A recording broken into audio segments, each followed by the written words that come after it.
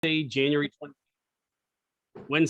26th, 2022, and I hereby call this session to order at 18:01, and would like to welcome my fellow commissioners, airport staff, and those members of the public that are here to attend our study session this evening. Mr. Kazmierzak, would you please initiate the roll call of commission members? Sure. And as just a reminder to folks, since this is a virtual meeting, all votes and everything are done in roll call fashion. So Commissioner Smith, and this is the roll call to see if you're here. Commissioner Smith, Commissioner Gupta, Commissioner Aitken. Here. Commissioner Patel. Here. Commissioner Baines. Here. Commissioner Hendrix. Here. Commissioner Head. Commissioner Pyle. Here. Commissioner Conlon. Here. You have 6 people. You have a quorum. All right, and we're missing Commissioner Head, Commissioner Smith, and who else? Commissioner Gupta. I would expect that they would join us. And if you are on the public side, please raise your hand so Matthew will know to bring you over to the We panelist do have side. one. Hold on one second.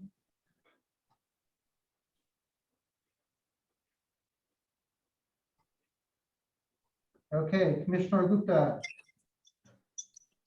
Hi, everybody. Sorry. thank you. Welcome, no problem. Anyone else that you see, Matthew? Wait 1 second. I do.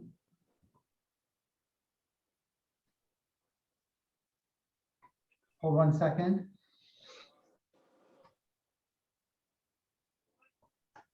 Rebecca, is there a reason you have your hand raised? Are you? No, that was a mistake. I'm from the public, though. Okay, thank you. Want to make sure. Okay, we have no one else on the other side. Great, thank you so much. I'd like to take a moment to thank everyone who's joined us for our online this evening for this virtual meeting. It's the first of 2 meetings tonight. The first is our study session, which will then be followed by a special meeting of the Airport Commission to address the issues of digital billboards. There will be 2 public comment periods during this session. The first will be for anything not related to the topic at hand, meaning not related to digital billboards. The second will be for public comment regarding digital billboards and the airport's proposed project. My apologies. As an airport commission, we're simply a body of San Jose residents listening to the issues before us. We have no authority other than to place recommendations before the San Jose City Council. It's my intent to provide an open discussion this evening on this topic. As such, I've allowed 3 entities additional time under public comment. They are OutFront Media, No Digital Billboards San Jose, and Clear Channel. Each will be given a maximum of 12 minutes to make a presentation to the Airport Commission. At the conclusion of their comments, as this is a study session, any member of the Airport Commission may ask a follow-up question. I'd like to ask the Airport Commission members to hold your questions for those that are presenting until they have concluded their presentations. I know that many of you in the audience also, based on your emails, have an opinion one way or another about digital billboards. It's my intent to provide an opportunity tonight for each of you to be able to express your viewpoints. However, as I have no idea how many are there in the public looking to speak at this meeting, I'd like to get an idea so that I can set a time frame for that public speaking to take place. In a moment, I'm going to ask each of you to use the raise your hand button so that I can get an idea of the amount of time that is going to be needed for these public comments, in addition to the 36 minutes I've already allocated. Mr. Kazmierzak, would you please give a brief explanation to our members out in the audience as to how to utilize Zoom and where to find the raise hand button? And then once you've done that, let's ask those that are intending to speak tonight, other than the 3 entities that I spoke of, to please raise their hands. Sure. In your Zoom component, you should have either a button on the bottom of your screen that says raise hand, or when you there should be something on the bottom of your screen that says raise hand, so that you have the ability to raise your hand with it. And that would be the way to signify to us that your intent is to speak this evening. I would say go ahead and raise your hand now. I do have people going ahead and doing this to make sure that we have an accurate count to get, as Chair Conley had talked about, an indication as to how many people in the public wish to speak. And I do see people raising their hands now with this.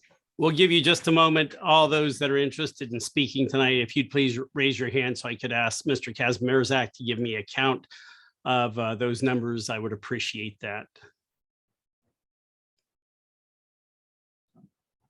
As of right now, you have 11. Okay. With 11 people speaking, my guesses will be up closer to 20. I'm going to allow 90 seconds per person to speak. I can't provide the 2 minutes because we probably will have more joining the meeting that will like to speak. So Matthew, can you accommodate a 90-second clock, or are we only set for 1 and 2 minutes? I will make do. Okay. I'll figure it out. I know, didn't think about that, but let's go ahead problem. and provide the 90 seconds. Now, I think what I'd like to do is to go ahead and allow that public comment to take place, and then I'm going to allow the presentations from OutFront Media, No Digital Billboards, and Clear Channel.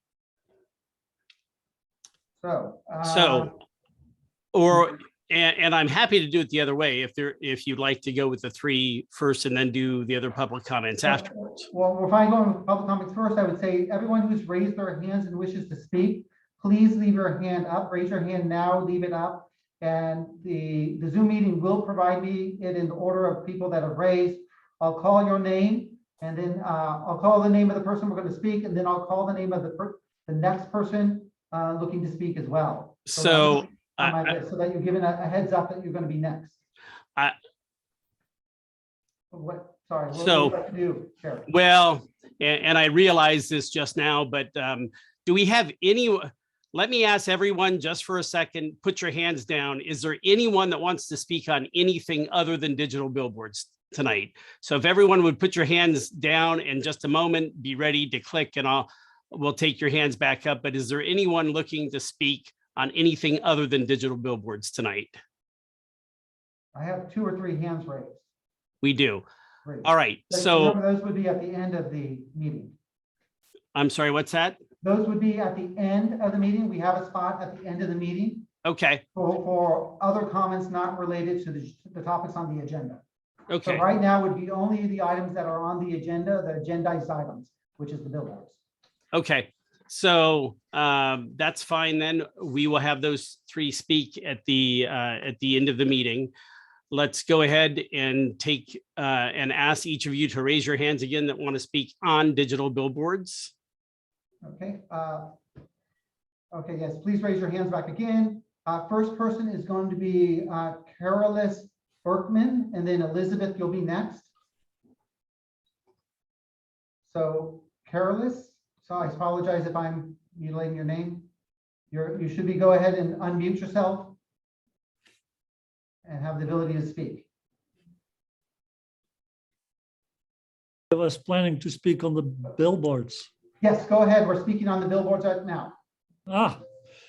My name is Carolus Bukoma, and I am professor at San Jose State of the Department of Physics and Astronomy. It would be bad for the Mount Hamilton Observatory, the Lick Observatory, that these 2 billboards will be raised for 2 reasons, namely for preservation of a historical building and recording instrument for the astronomy people, and also for the astronomers who still make use of this Lick Observatory. They have made tremendous progress, and also were the first to one of the first to record an exoplanet, not the instruments which are in the space, but also the one just here in our neighborhood. So preservation as well as physics-wise, astronomy-wise, it would be a very bad idea to install these two big light instruments, billboards, at the airport. Thank you. Thank you. Next is going to be Elizabeth. There we go. Go ahead and unmute yourself. All right, I would like to speak to the, in opposition to the electronic billboards for a number of reasons. The light pollution doesn't just affect the Lick Observatory, it affects all of us. It distracts drivers, it creates disturbances in circadian rhythms, not just for birds and wildlife, but for people. It basically gives a statement that economics and business and advertising is more important than people and wildlife, and more important than the consensus of, there is public consensus. The people do not want more billboards.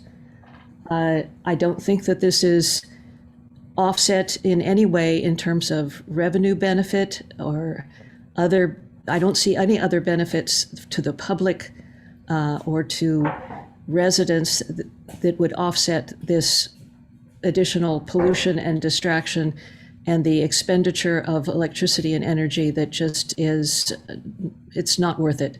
So I'm opposed to it, and I hope that the Airport Commission will advise the City Council that this is a bad idea. Thank you. Thank you. Thank you. Mike Sodergren, you're next.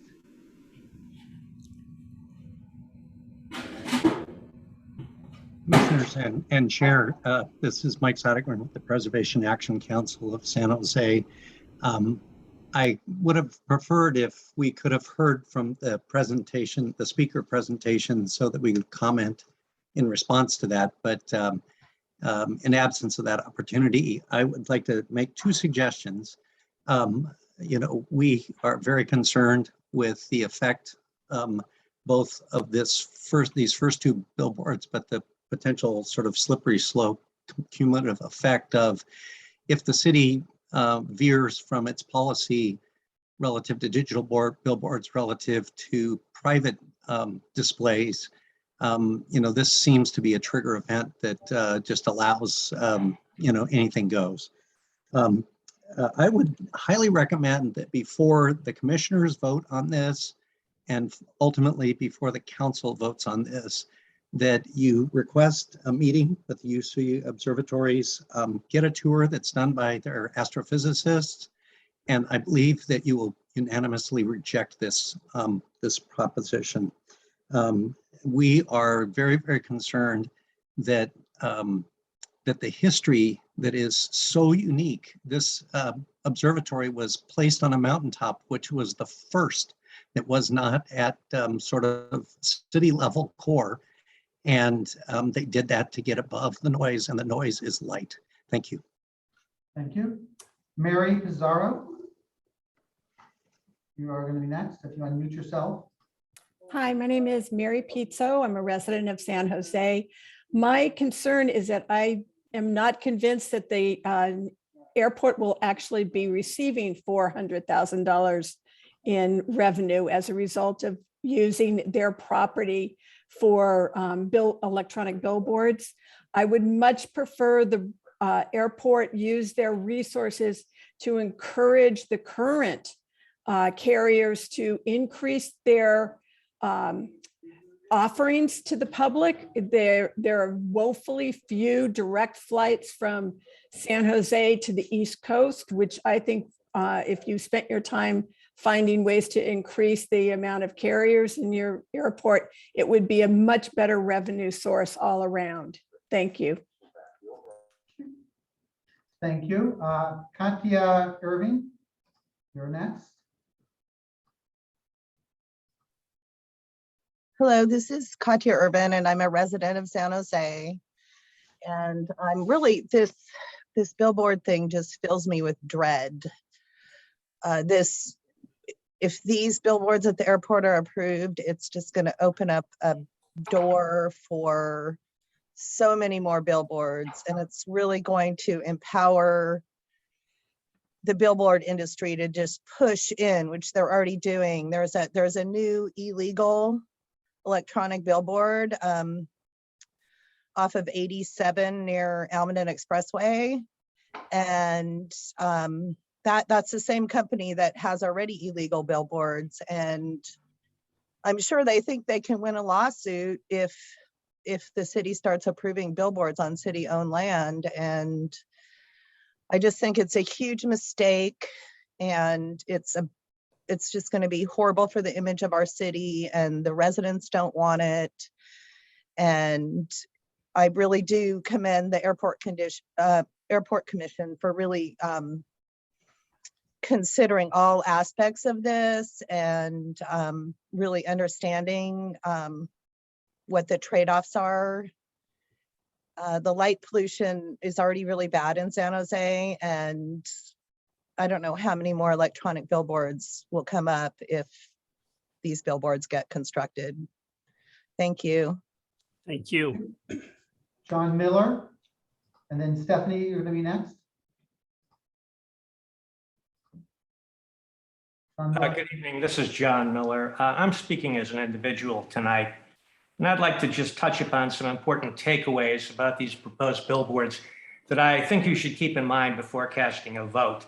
The commission has not benefited from an unbiased, transparent, and accountable review of this on the part of our elected and appointed officials. Particularly in the case of the airport staff, they've acted more like employees of Clear Channel than of the airport. They've not presented to the commission the pros and the cons of this proposal so that you could have made an informed decision. Instead, they've put their thumb on the scales, and they've acted as advocates of one particular view, the pro-billboard, pro-Clear Channel position. If they care that much about billboards, they ought to work for a billboard company, not the airport. Now, despite what the Office of Economic Development would like you to believe, San Jose is not Times Square, and it is not Las Vegas. The public expects policy to reflect the views of this community, and clearly digital billboards do not. After years, long years of mishandling this issue by the city, we would support putting digital billboards on the ballot. We can let the people decide. So I would suggest if you would please keep that in mind when considering recommendations you might make to the city council. Thank you very much for your attention. Thank you, John. Next. Stephanie, please unmute yourself and you can speak. And then next, we're gonna have Paul Lynam. Thank you. Stephanie Brown, area code, zip code 95124.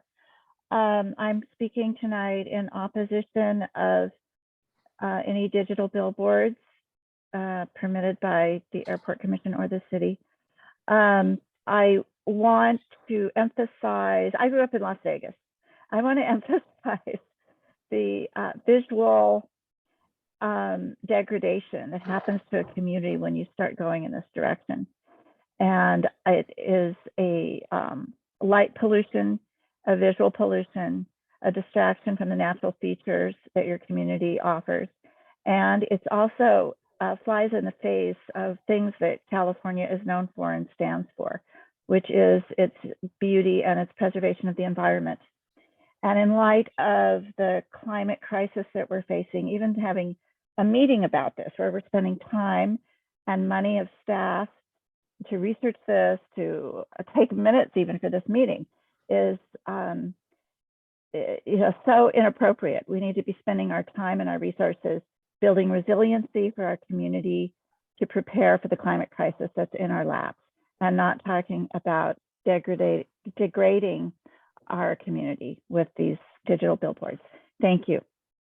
Thank you, Stephanie. Next. Next, Dr. Paul Lynam.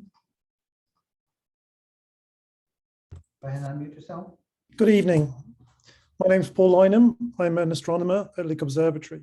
And I first of all want to acknowledge the truly humbling public contributions in written form and spoken form.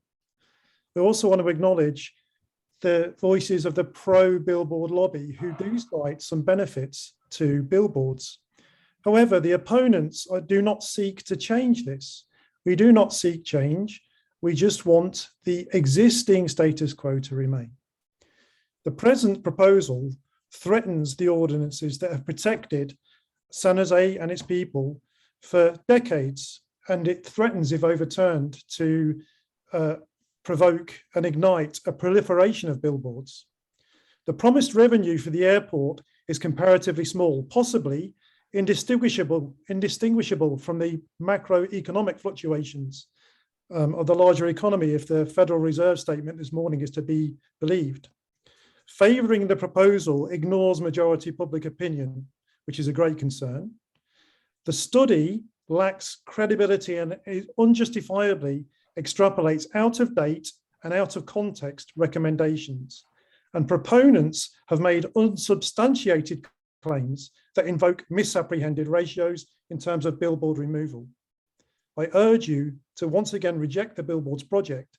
And I'm very happy from the previous speaker who suggested a tour of the observatory. I'd be delighted to welcome anybody, and I'd host them myself to show you around what we do here. And I'm a bit dismayed that we were not invited to make our own presentation this evening.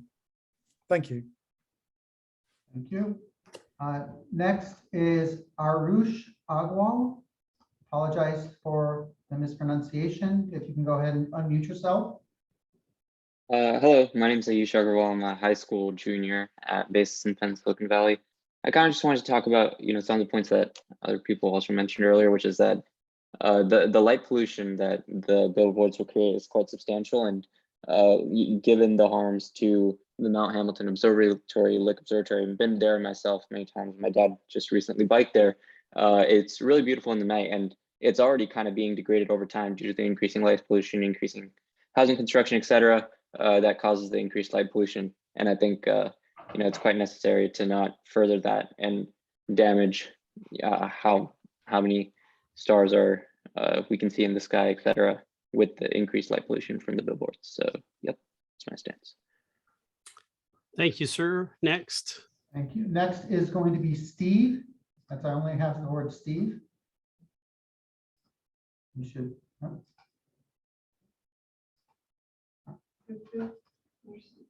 Hold on a second. I'm having an issue allowing Steve to talk. It says that Steve is not allowed to speak because he has an older version of Zoom. So it's not allowing me to have, hold on a second, let me try one other method. Steve, if you want to go ahead and unmute yourself.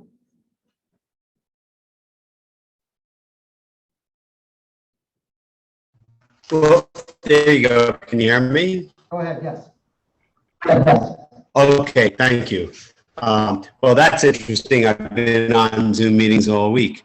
I understand Steve Cohen, Mojmir Properties. I have 5 properties downtown, 30-year resident. I understand how difficult it is to be a commissioner. I spent 6 years on the Landmarks Commission. This got kicked back to you guys because you didn't give the answer that Sam Liccardo and the council originally wanted. And I don't think that's the way that the system's supposed to work. You guys originally came out against the billboards, so did something like 93% of the people that were surveyed. And you really need to stick to your guns. I'm really tired of the city selling its soul to developers and to the big money people. We are who we are, we're not Las Vegas. And we have trees. No one talked about the fact that I think it's 43 trees would be taken down for these billboards. We are not trying to be Las Vegas. We're not trying to be New York. We're trying to have our own identity, and our own identity can be big, tall buildings, and it can also be nice residential neighborhoods, which is what we have.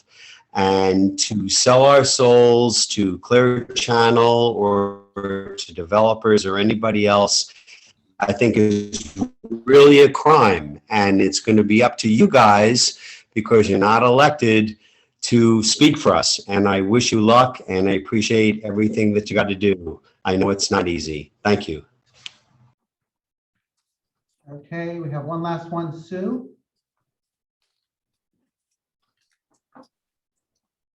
Sue, if you want to unmute yourself, you should be able to speak. Can you hear me? Yes, please go ahead. Okay. So yes, my name is Sue, and I've been a resident of the city of San Jose for over 25 years. And I want to express my opposition to these billboards. You know, there's a billboard near my home, and I find it extremely distracting. We already have a problem with distracted drivers, and you know, there's constant accidents in this county, and these digital billboards are just another distraction. I can't believe they're even legal, really. And I thought the city had a Vision Zero policy to help cut down on traffic deaths. And I'm also concerned these are going to be, I believe, adjacent to the Guadalupe River, which would negatively impact wildlife. And, you know, I attended an astronomy workshop not too long ago that talked about how lighting affects wildlife in a detrimental way, and human life as well. And of course, Lick Observatory's already been mentioned. And also, you know, as somebody mentioned, 93% of the residents of San Jose opposed these illuminated billboards in a survey that was done by the planning department. So I think you need to take the public's opinions into consideration and reject this proposal. Thank you. Thank you very much. Are there any more public comments, Matthew?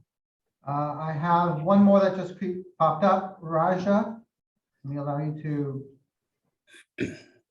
go ahead and unmute yourself. Thank you very much. Can people hear me okay? Yes, sir. Okay. My name is Raja Goatakutta. I'm the Department Chair of Astronomy and Astrophysics at the University of California, Santa Cruz, and I'm an astronomer who actively uses Lick Observatory for my research, for research of my students and others. And I know the observatory's concerns have been brought up in the past. We have a long-standing and wonderful collaboration with the city of San Jose when it comes to lighting. They really sought our advice on all matters related to lighting and how they might affect the darkness of the night sky and observations of the distant universe. I find this collaboration that's been going on for decades. I've been involved for 3 decades of working closely with the city. And it's been a wonderful collaboration between these two entities, the city of San Jose and the observatory, to really serve the needs of San Jose citizens and the observatory. Those needs, I want to emphasize, are beautifully aligned. The same things that make dark skies attractive to citizens, that make electronic billboards hazardous to driving. Those very same things are, when they're positive things for citizens, they're also positive for the observatory. When they're hazardous for citizens, they're also negatively impact the observatory. I just wanted to add that, and I hope this wonderful collaboration within the city and observatory continues. Thank you. At this time, that is all the speakers I have. Chairman. Thank you. I'd also like to welcome Councilmember Cohen and Marley, his staff member, for joining us this evening. Thank you so much. At this time, we're going to go into presentations. OutFront has agreed to go first. There was a request from both Clear Channel and No Digital Billboards to be speaking last in the three. And the only way that I could figure to do this was I have a box here, and I'm going to pull a piece of paper out of the box. I have Clear Channel written on one, Digital Billboards written on the other. I've been sitting here shaking it up quite a bit, so I wouldn't know which was which. And whoever this is, we're gonna allow them to call either heads or tails for the coin toss. I have a 100-year-old Liberty head dollar that will be heads, which is the obverse, the reverse, which will be tails. Looks like that. And so I've opened this up, and No Digital Billboard Group gets to call heads or tails. And so if you would unmute Mr. Levitt, I believe, and let him call, I will toss the coin. Thank you. Heads, please. Okay, it is heads.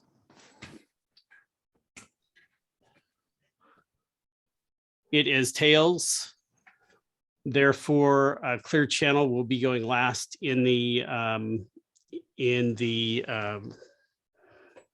speaking spot. So it will be OutFront Media will be going next, No Digital Billboards, and then Clear Channel after that. If I could invite Anthony Leones, and then he will be turning it over to Rob Schilling. So if you could bring those both over and unmute them, Matthew. Anthony Leones, you are unmuted. Sorry, who is the second person? Is Rob Schilling. Rob Schilling, I see. Okay. Okay, they are both unmuted and have the ability to speak. Mr. Leones, 12 please minutes. proceed. Thank you. Good evening, Chair Connolly, commissioners. First, I want to start by thanking you for allowing OutFront to participate in this study session. Again, my name is Anthony Leones. I am an attorney representing OutFront Media. I'm not representing OutFront simply on this matter. I have represented OutFront Media for the last 25 years, and I'm very familiar with the company, the people, and their business operation. I'm going to focus my portion of the presentation on the legal reasons why this project has to go out to an RFP. And Mr. Schilling will focus on the practical reasons why this project should go out to an RFP. As I just mentioned, our involvement in this study session is really to urge the commission to demand a transparent, a fair, and a competitive bidding process for this project, which will ultimately benefit the airport. It will ensure that the airport will end up partnering with the best company and will be able to maximize its revenues on any project. Now, requiring this project to go through an RFP process is not simply the demand of OutFront. It is the requirement of the city. It is required by the city's own policy that this matter go through the RFP process, and specifically policy 6-4. I submitted a letter to the city council on this issue back in November when the matter was before them. I believe that it was included in the packet that all of you received, and it was attached, I believe, to the staff memo.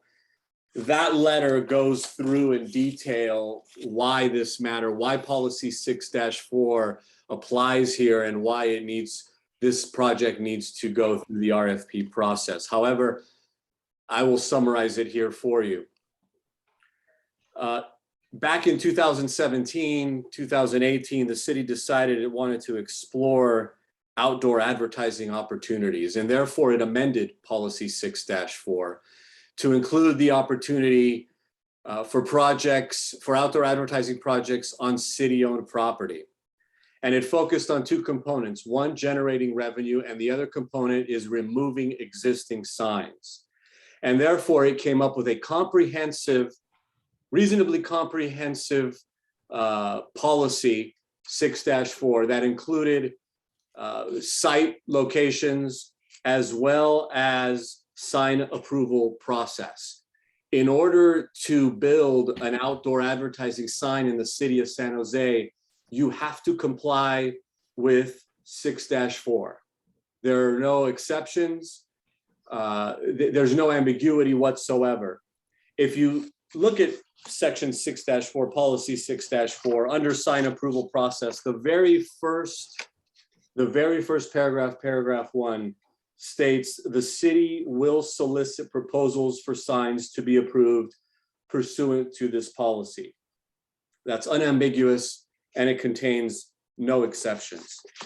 Now, in response to our letter, I saw that Clear Channel submitted their own letter, and they focused on paragraph number 2, which states that in order to put up a billboard, you need to then enter into an agreement, a lease agreement or other agreement with the city in order to do so. Of course, but that second step comes after someone has been awarded the contract pursuant to an RFP. It's not in lieu of the RFP process. I think that's pretty clear. Another issue that Clear Channel brought up in its letter is that the project that is before you is within the scope of an existing concessionaire contract.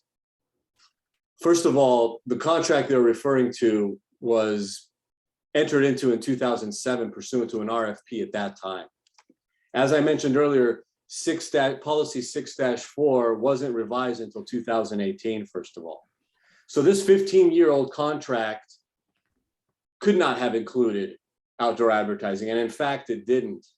If you look at section 4.7 of the master agreement, that concessionaire agreement with Clear Channel, it provides a list of excluded advertising, and under 4.7 I, what is excluded is freestanding outdoor billboards, which is exactly what is being proposed here.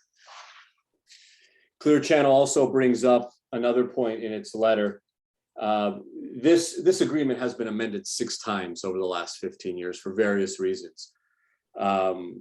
However, it has not been amended to include outdoor advertising, partly because it can't, because it needs to follow policy 6-4. However, Clear Channel believes that the 6th amendment, which references a new digital program, does include these signs. Well, when you look at the 6th amendment of the contract and you look at the new digital program, it includes on-premise signage in the terminal area. It does not include outdoor advertising signs adjacent to Highway 101. And Exhibit M to that 6th amendment clearly shows the areas where that was amended, and it does not include, there's no reference whatsoever to signs along 101. Lastly, Clear Channel states that the project has already been approved. That is clearly false. I want to also reference the memo that was sent to the commissioners, the December 21st, 2021 memo from staff. When it goes through the background for this study session, it lists a historical run-through section. And under the date August 6, 2019, it says that council approved allowing the airport to use Clear Channel for its proposed digital billboards, and a vote was 11-0. That is categorically false. That statement has no basis in reality. What happened in the August 6, 2019 meeting was that City Council considered issuing RFPs for 2 large format signs that did not include the airport property. There was no vote taken on this particular project. There are 5 minutes remaining to your time, sir. Thank you. The council did reference the airport, and this is what the council said at that August meeting. It said the airport intends to address other advertising opportunities, including outdoor advertising billboards, once the in-terminal program has been fully developed. Took no vote, authorized no project. It just referenced a future project such as this, which needs to go through the RFP process. So before I turn it over to Rob, I would just like to say that this is not a close call legally. City policy 6-4 requires an RFP. The existing 2007 contract expressly prohibits outdoor advertising. Therefore, this matter needs to go through the RFP process if it's going to get approved. Now I'd like to turn it over to the general manager of OutFront Media for the Bay Area, Rob Schilling. Rob, you have just under 4 minutes, sir.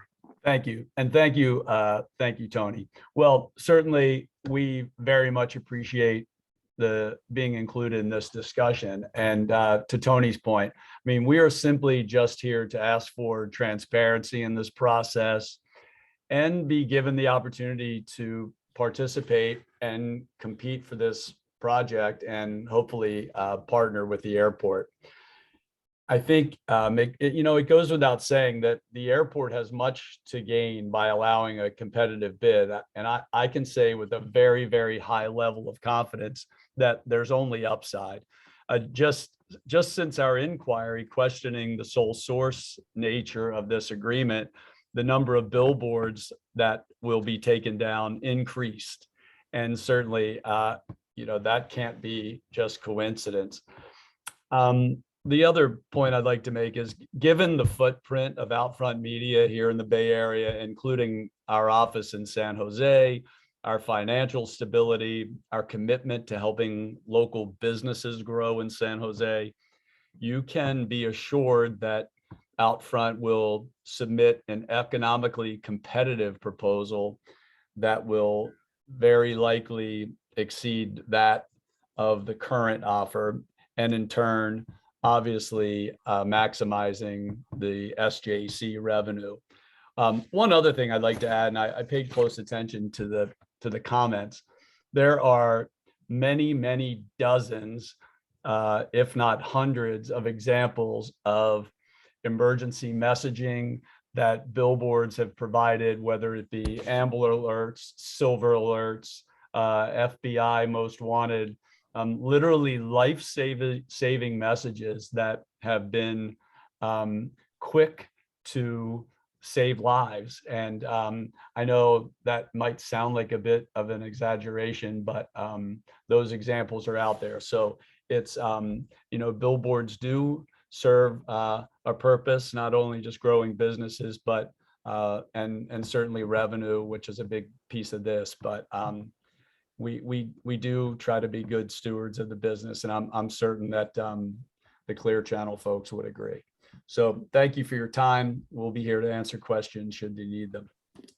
Thank you, Mr. Schilling, Mr. Leones. Are there any questions from members of the Airport Commission? If there are, please raise your hands. Matthew, can you see anyone that has raised their hand? I don't see any. I think you're muted, Matthew. Mr. Gupta, Commissioner Gupta. Hi, everybody. Thank you so much for your point of view. It really means a lot to understand how the community thinks. My only question is, let's say if I'm a small business and I would like to sponsor, or if I would like to put my ad on that one of those billboards, is there any policy in the city inbuilt for including these businesses? Mr. Commissioner Gupta, that would have been a specific question for Mr. Schilling or Mr. Leone about their presentation. Can I ask you to hold that particular question until later when we have the airport's presentation, and we'll be able to answer that in that order? Would that be acceptable to you, sir? Sounds good. Thank you so much. I appreciate it. Thank you. Are there any questions for Mr. Schilling or Mr. Leonis? Very well. Thank you, gentlemen, for being with us this evening. Mr. Kazmierzak, would you bring over Mr. Levitt with the No Digital Billboards group? And once you've been unmuted, I will begin the timer and you'll have 12 minutes for your presentation, sir. And 1 second too is, so Mr. Levitt, you should be able to speak and hear us. Let me pull up your presentation, which I will walk through then with everyone. Yeah, thank you. Let me know when you're ready, Matthew.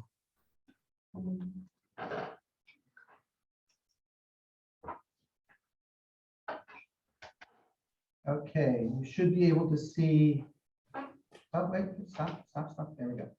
Okay, and then Mr. Levitt, if you would just let Mr. Kazmierzak know when you want the slide change, that would be fine. I will go ahead and begin your time now, sir. Okay, thank you, Chair Connolly. I am Les Levitt from No Digital Billboards in San Jose. We are a coalition of citizens, environmental groups, and neighborhood and historic preservation organizations. We are just like this commission, people who live here, who want to make a positive contribution to our community. And this is a short presentation that is a supplement to the information you already have. Some of it is in response to the city council meeting and events that transpired since the last airport commission meeting. And some of it is to add balance and perspective to this study session. Sorry, Mr. Levitt, is your Yes. presentation it seems to be automatically advancing itself? Is it supposed to be doing that?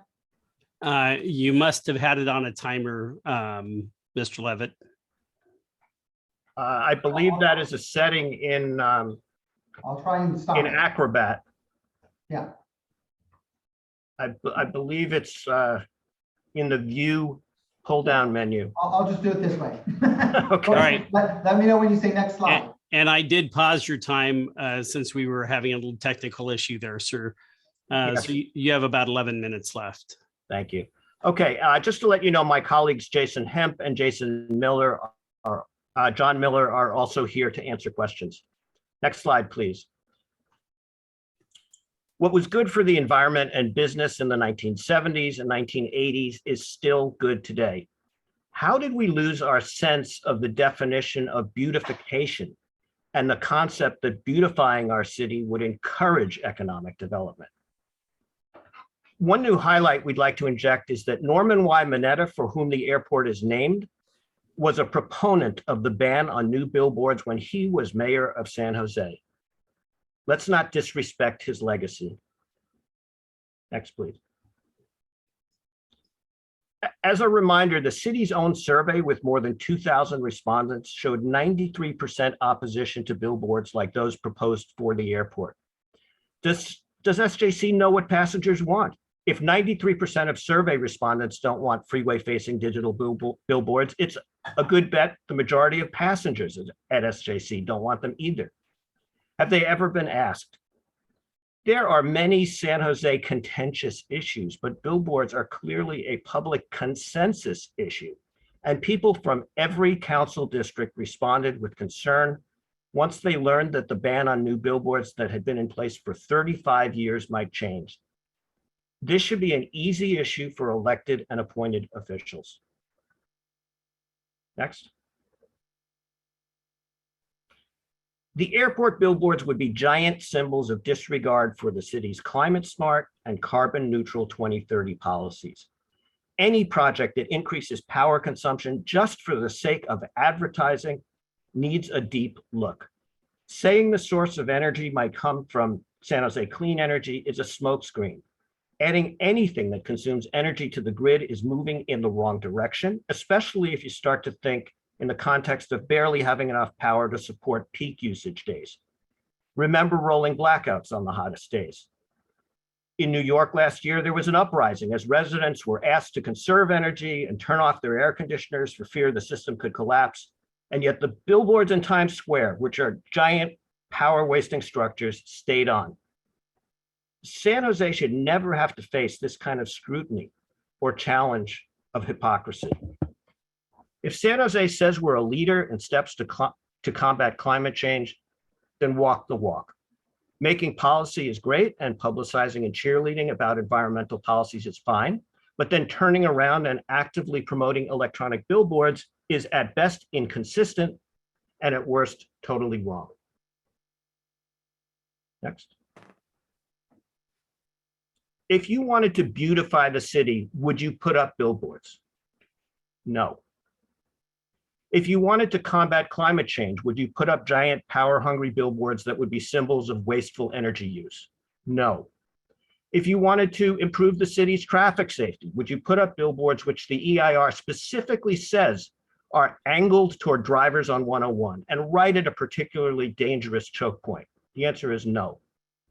If you wanted to promote SJC, would you put up billboards that advertised soda and cell phones 90% of the time? No. So what would motivate you to put up billboards, ignore the myriad of concerns, and discount public opinion opposing billboards? And the answer is probably money.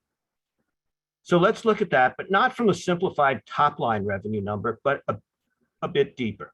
The reality is that billboards really have nothing to do with generating business or significant revenue for the airport. As previously noted, billboard revenue would be a fraction of 1% of top line revenue, and who knows when break even might be, considering the expenses so far and potential future costs. We've estimated that the city has spent over $2 million since 2015 to support the coming of digital billboards. Yes, airport revenue is down, but to put the projected $490,000 billboard annual revenue in perspective, note that the airport has received these federal funds just in the last 2 years. These are the big dollars that fill in the gaps and then some. The billboards do not matter from a business case or from a marketing case. People will choose SJC based on flights and convenience, and that information is not easily communicated on a physical sign to occupants of vehicles who make flight purchase decisions generally online. Next, please.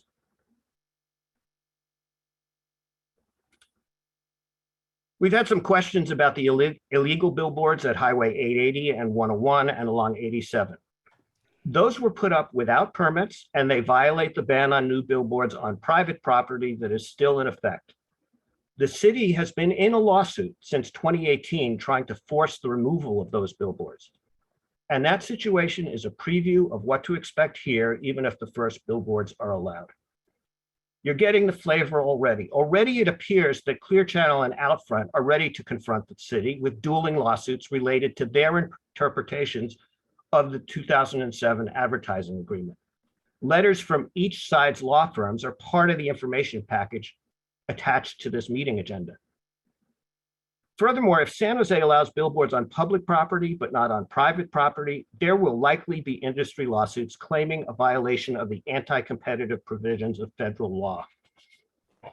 You have 5 minutes remaining, sir. Thank you.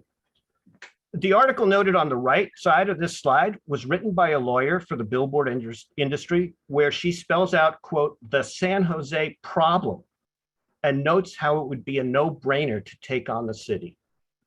The point is that it's foolhardy to try to think of the airport billboard project in isolation. Once the door opens, the red carpet to litigation is rolled out.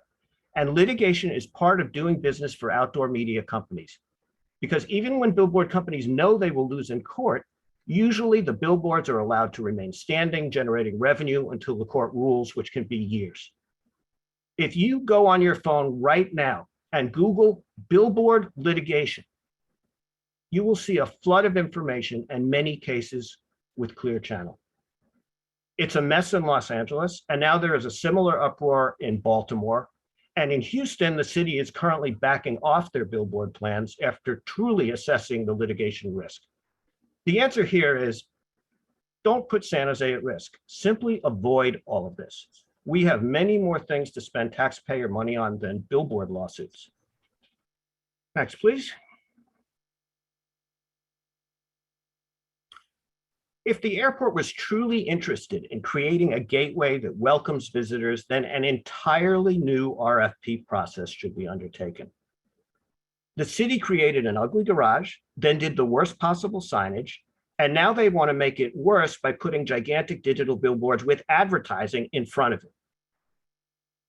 Let's reimagine this gateway. How about an RFP that's centered around public art, but also has an on-premise sign on the garage wall?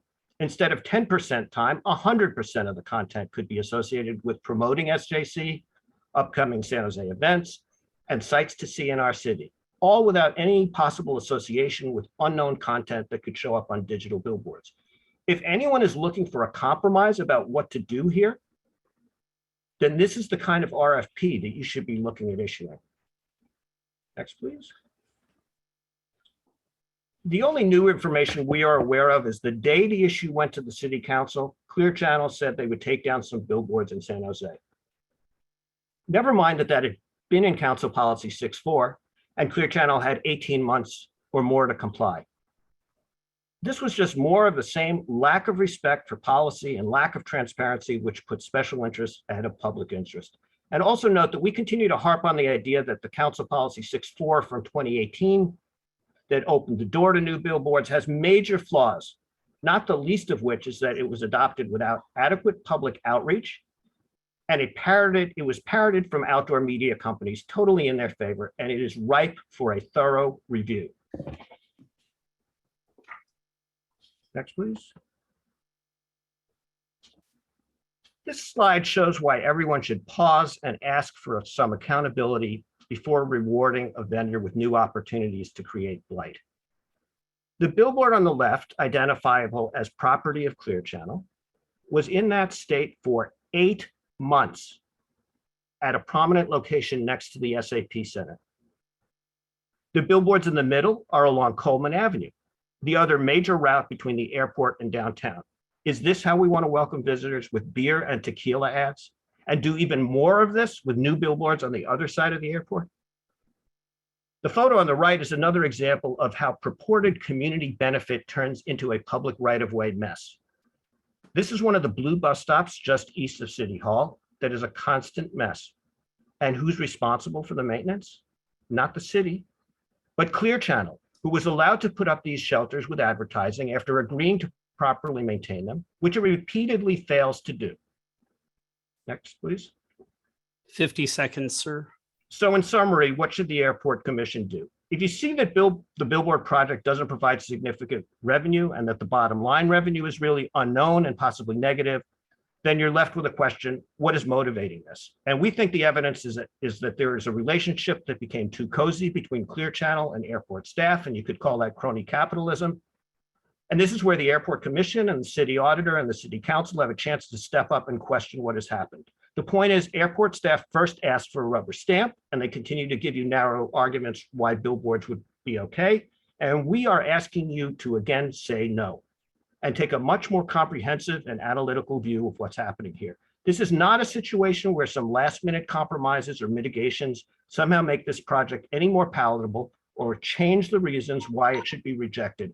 We ask you to think about the big picture of who we are as a city, with the mindset that billboards destroy our sense of place and our uniqueness and are the #1 form of preventable blight. Thank you, Mr. Levitt. Are there any questions from the Airport Commission members for the No Digital Billboards Group?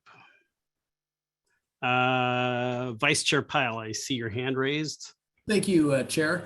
On the presentation, you mentioned $2 million estimated revenue or estimated monies that the city has spent on this project. How did you come up with that number? The billboard project has consumed a tremendous number of staff hours. We've counted at least 16 staff at SJC, additional staff in the planning department, the Office of Economic Development, and the city manager's office. We have asked for what the private sector calls charge number accounting for how much time has been spent on this. And there doesn't seem to be a clear answer. But for sure, the city has spent as a baseline $2 million for a related project for advertising on kiosks in the right of way, in the sidewalk right of way. So everything that I just described is on top of the $2 million that they put out in a contract. Any other questions from the Airport Commission members? Seeing none, Mr. Levitt, thank you very much for your comments. At this time, I want to invite Bob Schmidt, President of Clear Channel, for your presentation. Mr. Schmidt.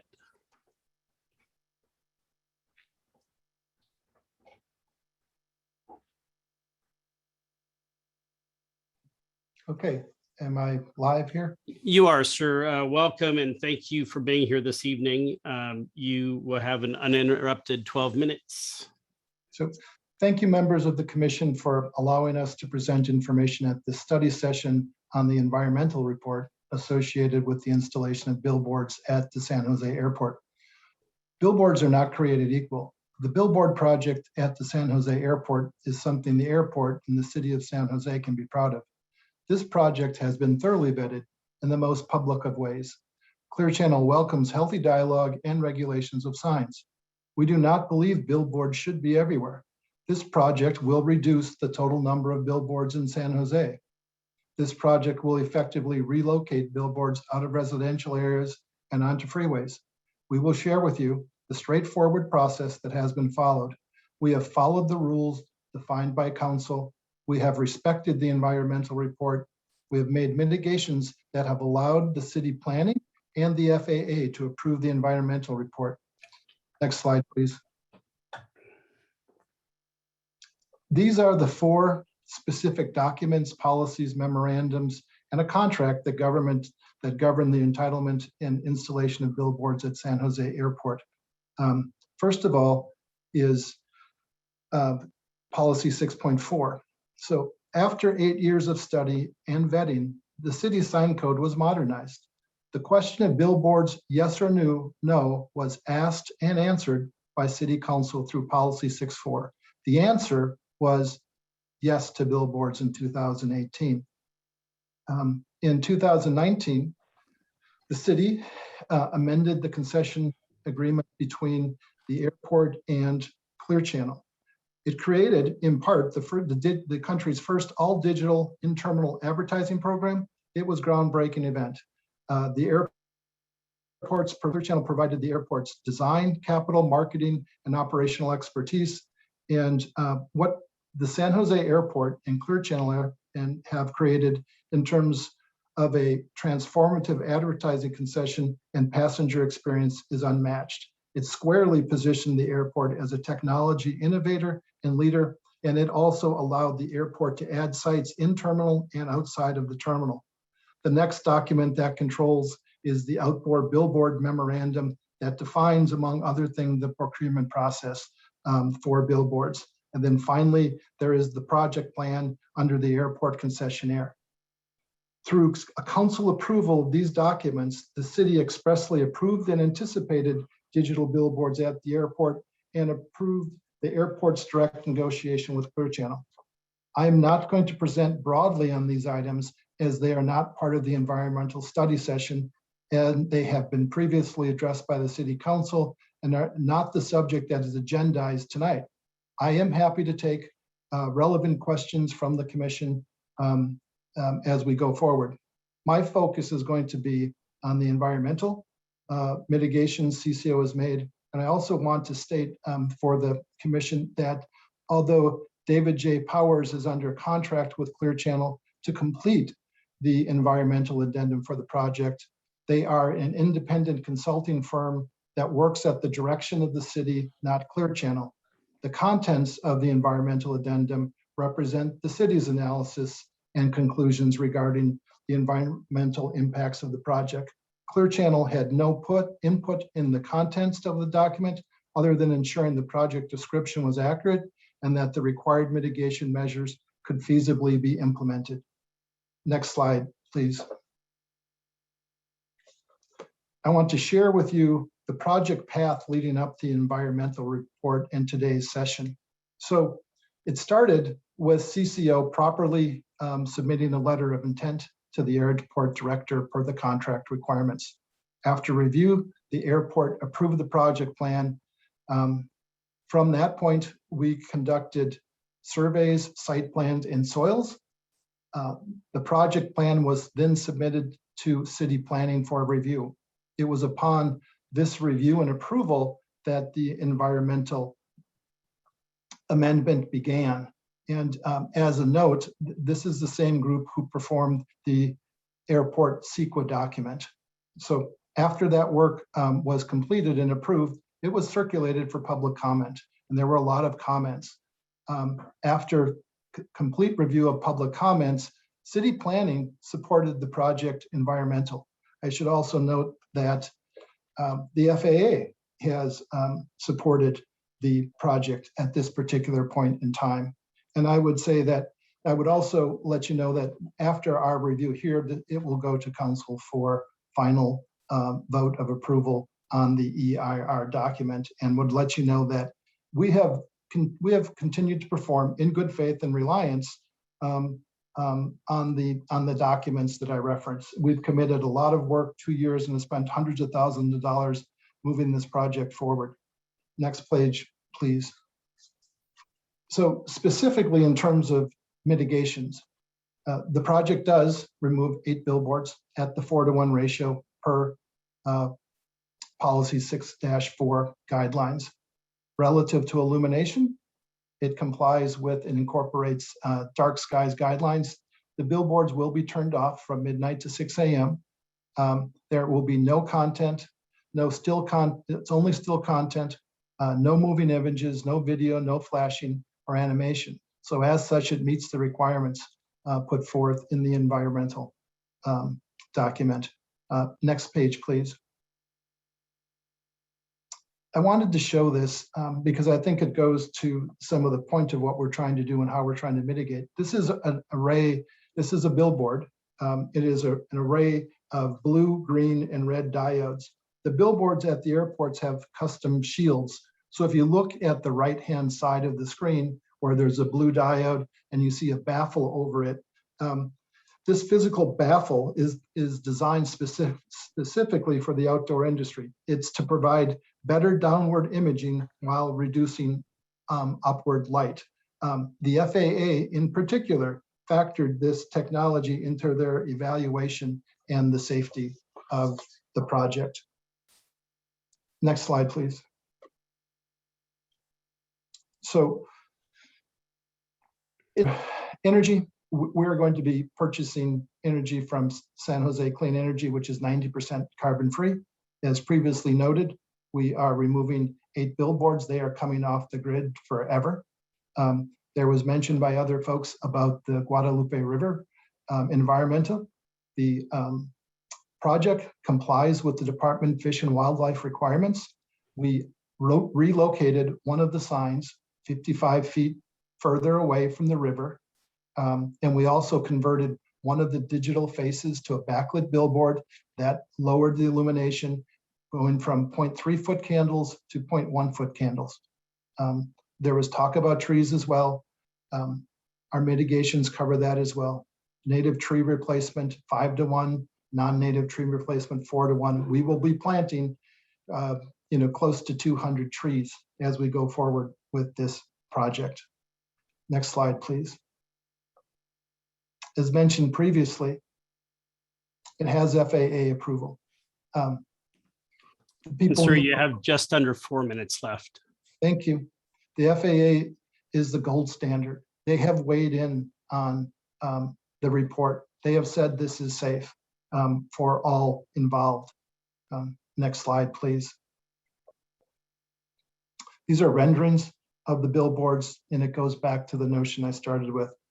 Billboards are not created equal. The billboards project is something the airport and the city of San Jose can be proud of. The billboards are part of the San Jose advertising concession, and noted the airport has been celebrated for the development of the nation's first all-digital in-terminal program. I agree with the speaker who said that illegal billboards are not right. We agree with that. We agree when they're not illuminated properly. We are for properly entitled billboards, and that's what this will be. We believe the environmental amendment is sound. It's been approved by city planning. It's been approved by the FAA, and I believe it deserves your positive recommendation to the council based on its merits. Thank you. And as I said before, with that, I'm open to any questions that you may have. Mr. Schmidt, thank you so much. Can I ask commission members if you have questions for Mr. Schmidt with Clear Channel? Vice Chair Pyle. Thank you very much for your presentation and clarifying some things. So you mentioned you've spent hundreds of thousands of dollars. Can you give a specific number on that? No, I think I'll stay there. I'll just say it's a very laborious process.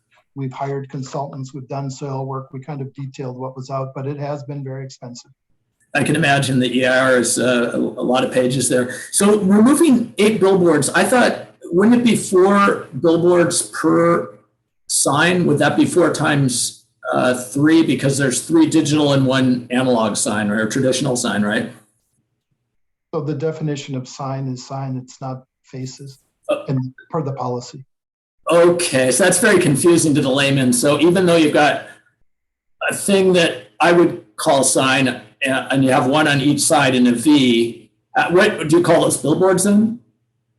I think that every industry has its own vernacular. So I think that's what we're dealing with now. So what would you call it then? Do you have 2 billboards per sign? You have 2 faces. 2 faces per sign. So I see. So the way the policy reads, it's actually the signs. So that's why it's 8, not 12. Correct. Okay, thank you. That clarifies that.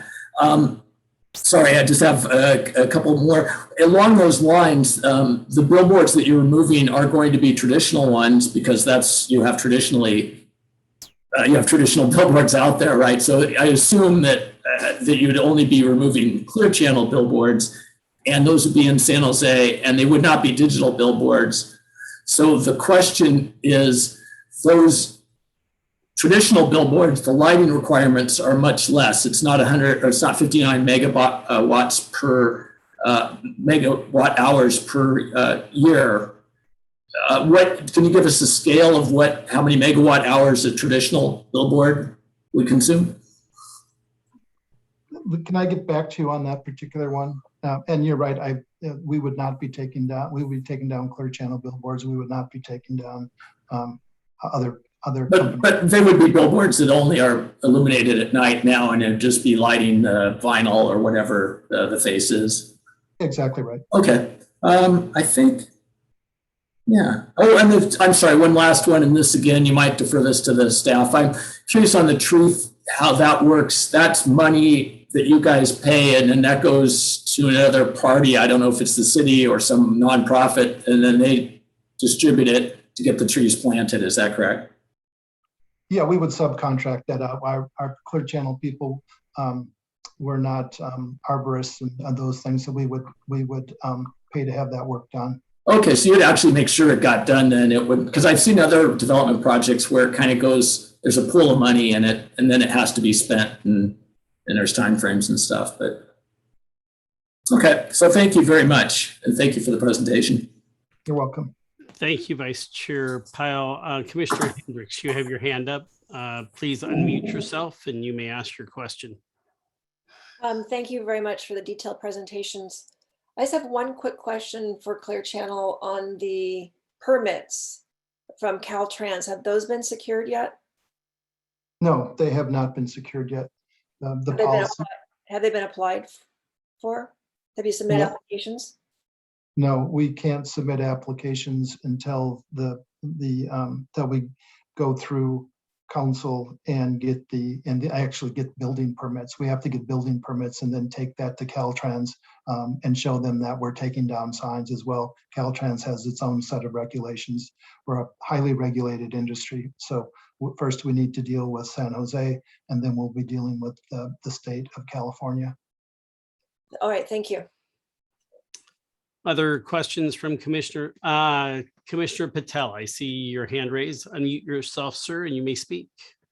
So this is kind of expanding on Commissioner Pyle's question regarding the trees. Where exactly would those be planted? That has not been sorted out. We would work with the airport and the city to complete a plan. So would those be in the city of San Jose or on airport property? I might defer that to Matthew or staff. Yeah, so I'm unmuted. Yeah, go ahead, Director. I would assume that those trees would be planted in the city of San Jose. Trees near the airport attract birds and aren't the greatest things to have.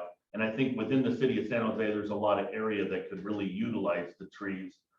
One of my suggestions was to use our city forest, who is, a city entity that works in increasing our urban forest, right? So they know the needs and the areas that would really work with that. I think our city forest would be a great partner.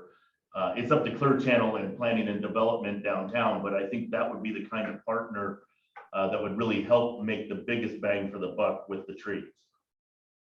And the added, John Hessler. oh, go ahead, John Hessler. Yeah, I just wanted to add, good evening, John Hessler with David Powers and Associates. I wanted to let the commissioners know that the tree replacement requirements come out of planning. They apply to pretty much every project undertaken in the city. And there's a replacement ratio depending on the size and the species of tree removed that dictates how many need to be replanted. The first preference is that the trees be replanted on site if it's feasible to do so. However, many times you can't fit everything that is required on the site. So then the applicant is required to pay, and it goes typically to our city forest. They are given an amount of money for each tree that is required, and then our city forest, who are very, very strong advocates, they're planting trees literally throughout the city. They take that money and use it to purchase the trees to be planted. So that's how the system works. Thank you for explaining that, John. Commissioner Patel, do you have further questions? No, thank you for the clarifications. Thank you. Are there any other commissioners that would like to ask a question of Mr. Schmidt from Clear Channel? Mr. Schmidt, I do have one question. When, approximately when did the change occur with the 55-foot difference on the southernmost digital sign? That's been quite some time. That may, I don't have the exact date, but they may have been as much as a year ago. Okay, so it was well prior to coordinates being submitted to the FAA. Would that be a fair assessment? Maybe John could help with that. I don't know the exact answer to that. Director, are you able to answer that one for I us? think he means John Hessler. Oh, I'm sorry. On the environmental side. My apologies, Mr. Hessler. Yeah, I'm sorry, I don't have a good answer on that either. That's a separate process that is undertaken, applying for the FAA clearance. I don't know if anybody else on the staff is aware of. My recollection was that it was the new set of coordinates after the sign was moved away from the river, that new set of coordinates went to the FAA. The one thing I can say is that the FAA approval is for the current location. Okay. And I just wanted to check because some years back, probably around 2005, when a building went up downtown, there was a mistake made in GPS coordinates that caused a challenge for one of our airlines. And so I just wanted to make sure that we had the correct coordinates being given to the FAA. Vice Chair Pyle. Your question, Chair, triggered a question for me. And I was kind of confused on this, I think, in earlier meetings, but the one face that is analog or traditional, what was the reason for that? Was that because of environmental concerns, or was it because of a business economic decision to have, a traditional face there? What was the motivation for that? It was the environmental report. I mean, that's what the environmental reports are for, are to look at them and then take mitigations to make sure that you have a very good viable project that meets what the criteria is. And so that's when we moved it. From a revenue perspective, it's substantially less, and that's why when you do the math on it, the way the math worked is $300,000, $150,000 per face for digital, and then the other one was $40,000 in terms of the mag. So. And I have to assume, though, that you guys probably looked, because then it's probably from an operational perspective, digital is much better. So you probably looked for another site that could be optimized, I suppose, and it obviously wasn't found. Is that correct? Or Yeah, we did. I mean, I think that's part of what's going on. If you go back to policy 6.4 and then you get back into the billboard memorandum, there were more than 2 sites that were environment, that had the CEQA document for and cleared.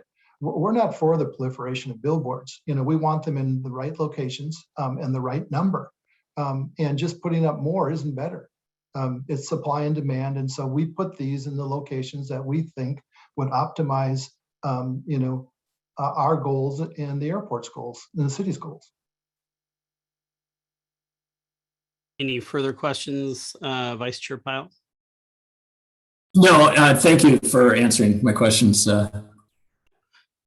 Mr. Schmidt, I had one question on the, I guess we'll call it the analog side, traditional billboard side of that. Is that also scheduled to be turned off between midnight and 6 a.m.? Yes, it is. Okay, which I think is a good move. Like to see that for all billboards in the city, quite honestly. Any other questions for Mr. Schmidt with Clear Channel?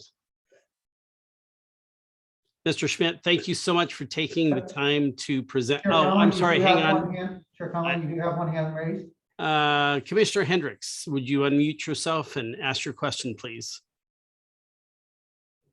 So there were 4 sites for the airport location initially in policy 6.4.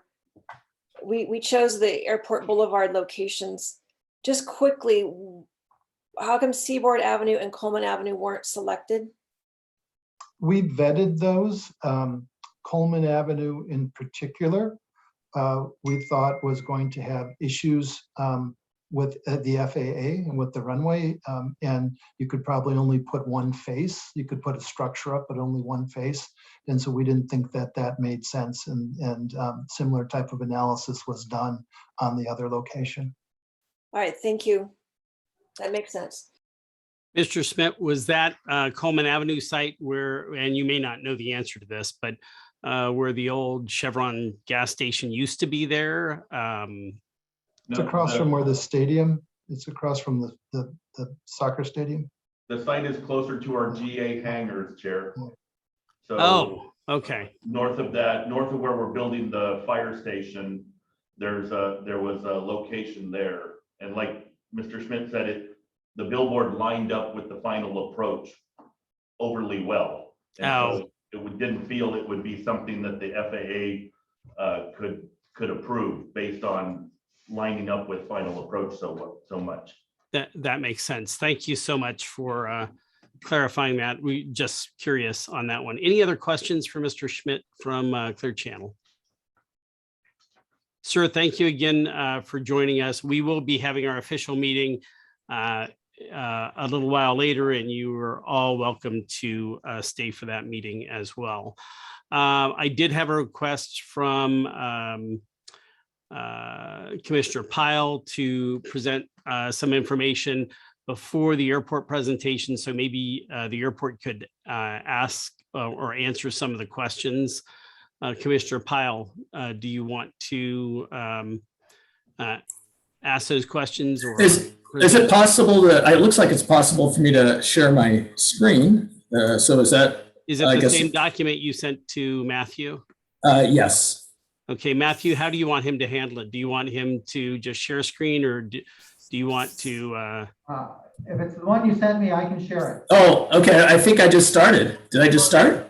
There you go. Or you can share it. Okay, sorry. But it's, every once in a while technology works and it's always a miracle. So I'll just quickly go through this, try to keep it to, like 3 minutes or less. This is just kind of the broad categories. And I know some of these might be outside the scope, but I think they are relevant in the sense that this was, we had kind of looked at things to do our own timeline, and then we melded it a little bit with yours, Matthew, and we had a couple of questions. So this just, June 2018, the intent to adopt the negative declaration on up to 22 signs. The 6-4 was approved. January 2019, you had the airport master plan amendment released. And then we already talked about the July 15th, August 6th vote on the in-terminal program. And that, of course, was approved. And this is, I put italics, the things where kind of our timelines kind of crossed, if you will. And then, of course, the big announcement, November 3rd, this links to one of the announcements on that innovative in building digital signage. And then November 2019, the airport master plan amendment was published, presented to the Airport Commission. It was published in April of 2020. And then January 2020, the airport master plan was approved. And that's, it published 3 months later in April 2020. And then, of course, we heard this tonight, the Clear Channel was approved for the development and operation of electronic billboard. So just a couple of quick questions on those. And again, this, you've got this, but we couldn't find the link to the initial study in the June 2018. Commissioner Hendrix, was on top of that. And again, these were verbally mentioned. Here's the 4 facilities. And, we still are kind of curious how those were identified. I think maybe you've addressed that to some extent. We are curious who initiated that and identified the sites. Was it the airport? Was it the City of San Jose Economic Development or Clear Channel? How did all that start? And we still question why it wasn't as part of the airport master plan, and that could have we wouldn't have had to do this a separate initial study. I know that's been talked to before, but I think it's still an important question. You want us to answer those as you go, or you? Well, I just will kind of run through it real quick. Try and remember. Hang on. Yeah, we can always go back, and Matthew has the PowerPoint. So let me just suggest that if we didn't want to hit you, too much off guard, but if you were prepared to give some answers to we those, could do that. we could take the time to do that, and not go back. Direct. Yeah, I mainly was concerned about being a hog with the time, so we could do that if you want. No, I think it's important that you guys feel comfortable, that you understand the components of this that are important to you, because you're making a decision that will last for many years. So I don't have a problem answering questions. I did just get it, a couple hours before the meeting, so I won't be able to do everything. But what I do understand, I'd like to kind of give you that information as you go through it. Okay, let's do that then, if that's okay. So the 22 sites were picked mostly by the Office of Economic Development. As you see, the list is mainly focused downtown, hanging a billboard on a giant skyscraper, all of that kind of stuff. OED came to us and said, hey, John, we're doing this. Probably would want some billboards around the airport. What do you think? And so my staff came up with 4 opportunities around the airport. So, and those were we were just penciled in and said, yeah, look at this, look at this, look at this. And just picked 4 random sites where we thought we wouldn't have development in the way, right? You don't want to put it where the future Terminal C is going to be. So we looked at places that probably weren't going to have development interfere. And that's how we came up with the 4. So we inserted ourselves into the OED process, which is why policy 6-4 never really came to the Airport Commission in its infancy, because it wasn't really an airport item. It was an OED item that we were brought into to say, hey, if we're approving billboards, we ought to invite the airport to see if they want to, join in and be part of the list. Now, the reason why they weren't included in the master plan is there are a couple things. One, by the time the list was actually blessed and policy 6-4 was finalized, the master plan was in its final stages. The master plan doesn't come together in 2 or 3 months. It comes together over 2 years. And so do you really stop the master planning and that environmental work and insert something new to that process, right? Because then you just extend that out, say, okay, now I have to go evaluate all this stuff. I was very focused at the time on the fact that I was the fastest growing airport, in the country for 3 years, and I was going to need Terminal C, and I didn't want to derail or slow the master plan down. So the idea that we would take the master plan through its process without continually adding additional obstacles to it. So I could have that permission to build, because remember, we did the interim facility and all those things because we were growing so fast. I'm like, if I don't get this master plan done, I'm not going to be able to stay in front of the growth. Now, COVID happened and I don't have to build Terminal C, but you don't have that vision always when you're looking forward. So I chose not to stop the master plan process and add this in. I told staff, get the master plan done, secure me the terminal, and then we'll look at the billboards as an addendum to it, because they're not a large, overwhelming item, right? The master plan really looks at huge things.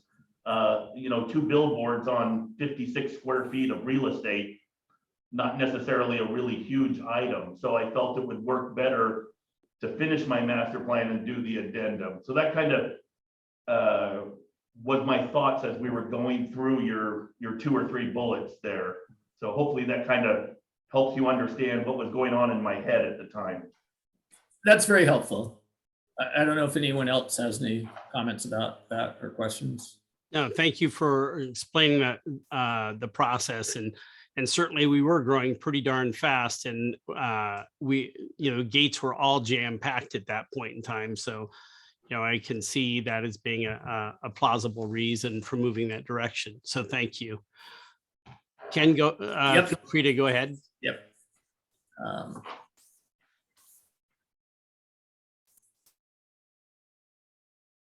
Okay, so I guess I think the council approved it on August 6th meeting.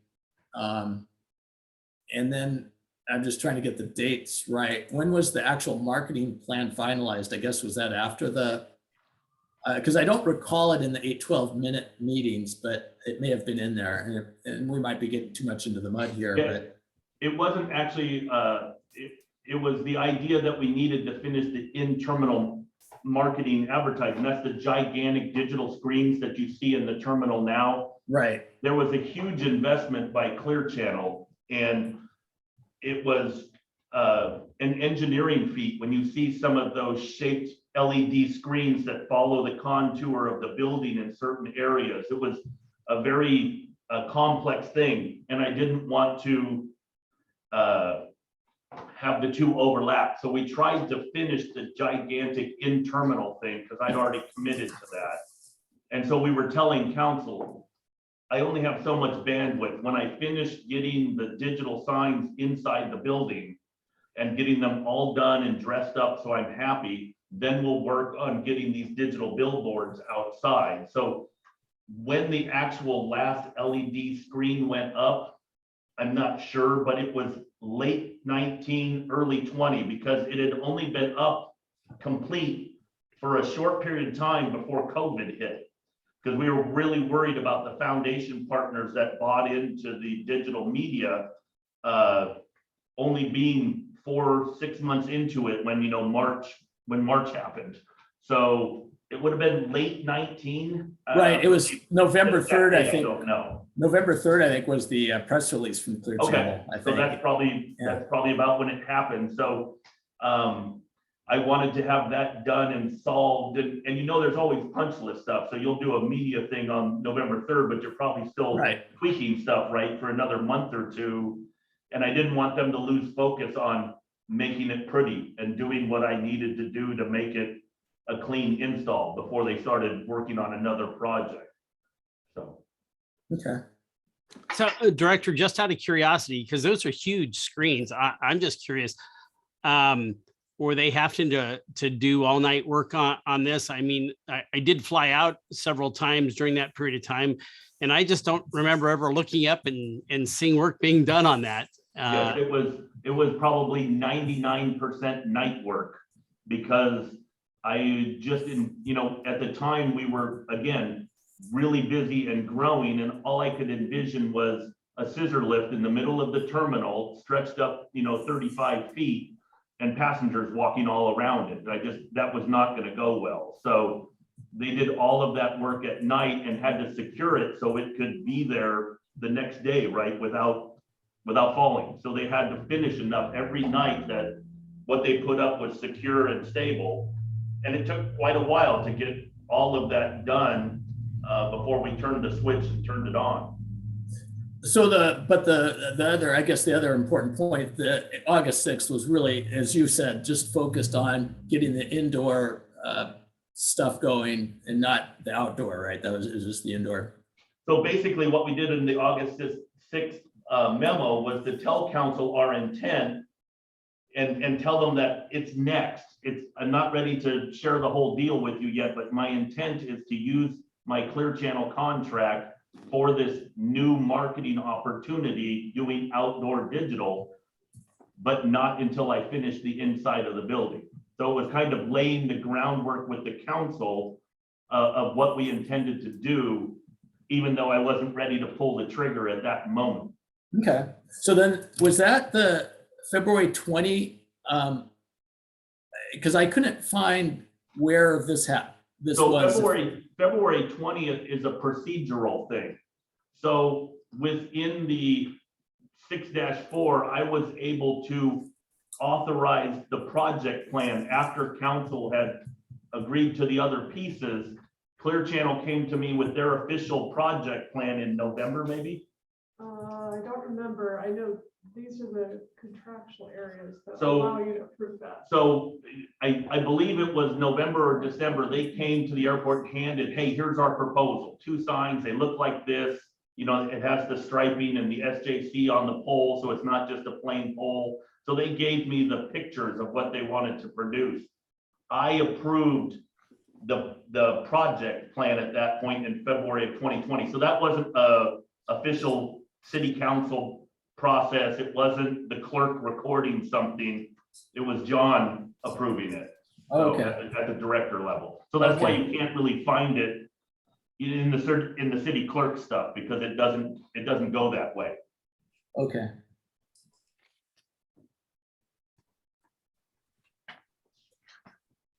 And I guess the authorization to move forward with the project was implicit from like the August 6th meeting or something. Yes, that was the approval for them to start developing their project plan, and then for me to approve the project plan when I was happy with the details of, you know, what it would look like and what it was. And city council doesn't have to approve anything else as far as the agreement then or anything like that. No, it says, I guess, is this our contract with Clear Channel? Yes. So in the Clear Channel contract, it says the concessionaire shall deliver to the director for approval a detailed project plan that includes the following. And then I approved that project plan, and all that did was start the ball rolling. Then they had to start doing the environmental and work with planning downtown on the whole planning process. And so that's what started the ball, was me saying, yeah, conceptually that looks good, move forward, spend your own money, because none of it was mine. They paid for all the environmental work, all the stuff happening.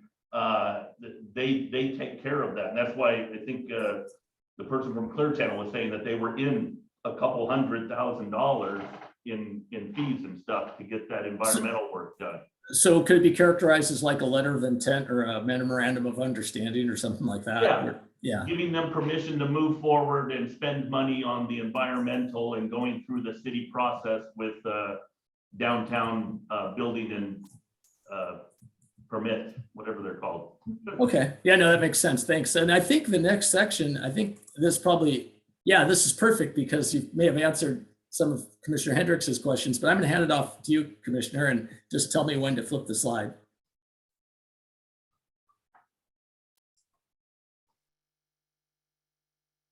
You need to unmute yourself, Commissioner Hendrix. How about now? Yeah, we can hear you now. Go ahead. Okay. So this does lead me to the next set of questions. Where exactly is the contract authority to build these electronic billboards? And I do have a little bit of experience in my past with contract management, preparing scopes of work. I'm probably not the expert on this. I don't profess to be. but there are processes that you follow when you are endeavoring on a new project. And this is another element that sadly I could not find anything in the original agreement all the way through Amendment 6 that specifically addresses the mention of electronic billboards. And the first, just a little bit of a background here, the original agreement, we all know, is 15 years old. It was executed in 2007. Amendments 2 through 5, they have some substantial changes in them. Takes it to June 30th of 2020. And then Contract Amendment 6 comes in on 4/3 of 19, which takes it out to 2027, June 30th, 2027. That's a really long time, but I understand the reasoning behind it is because of the infrastructure in place. There's so much cost to that you really do need a long-term agreement. So, Next slide. oh, So first I want to thank staff for sending me these contract documents. And Agreement 2 talks about the definition of a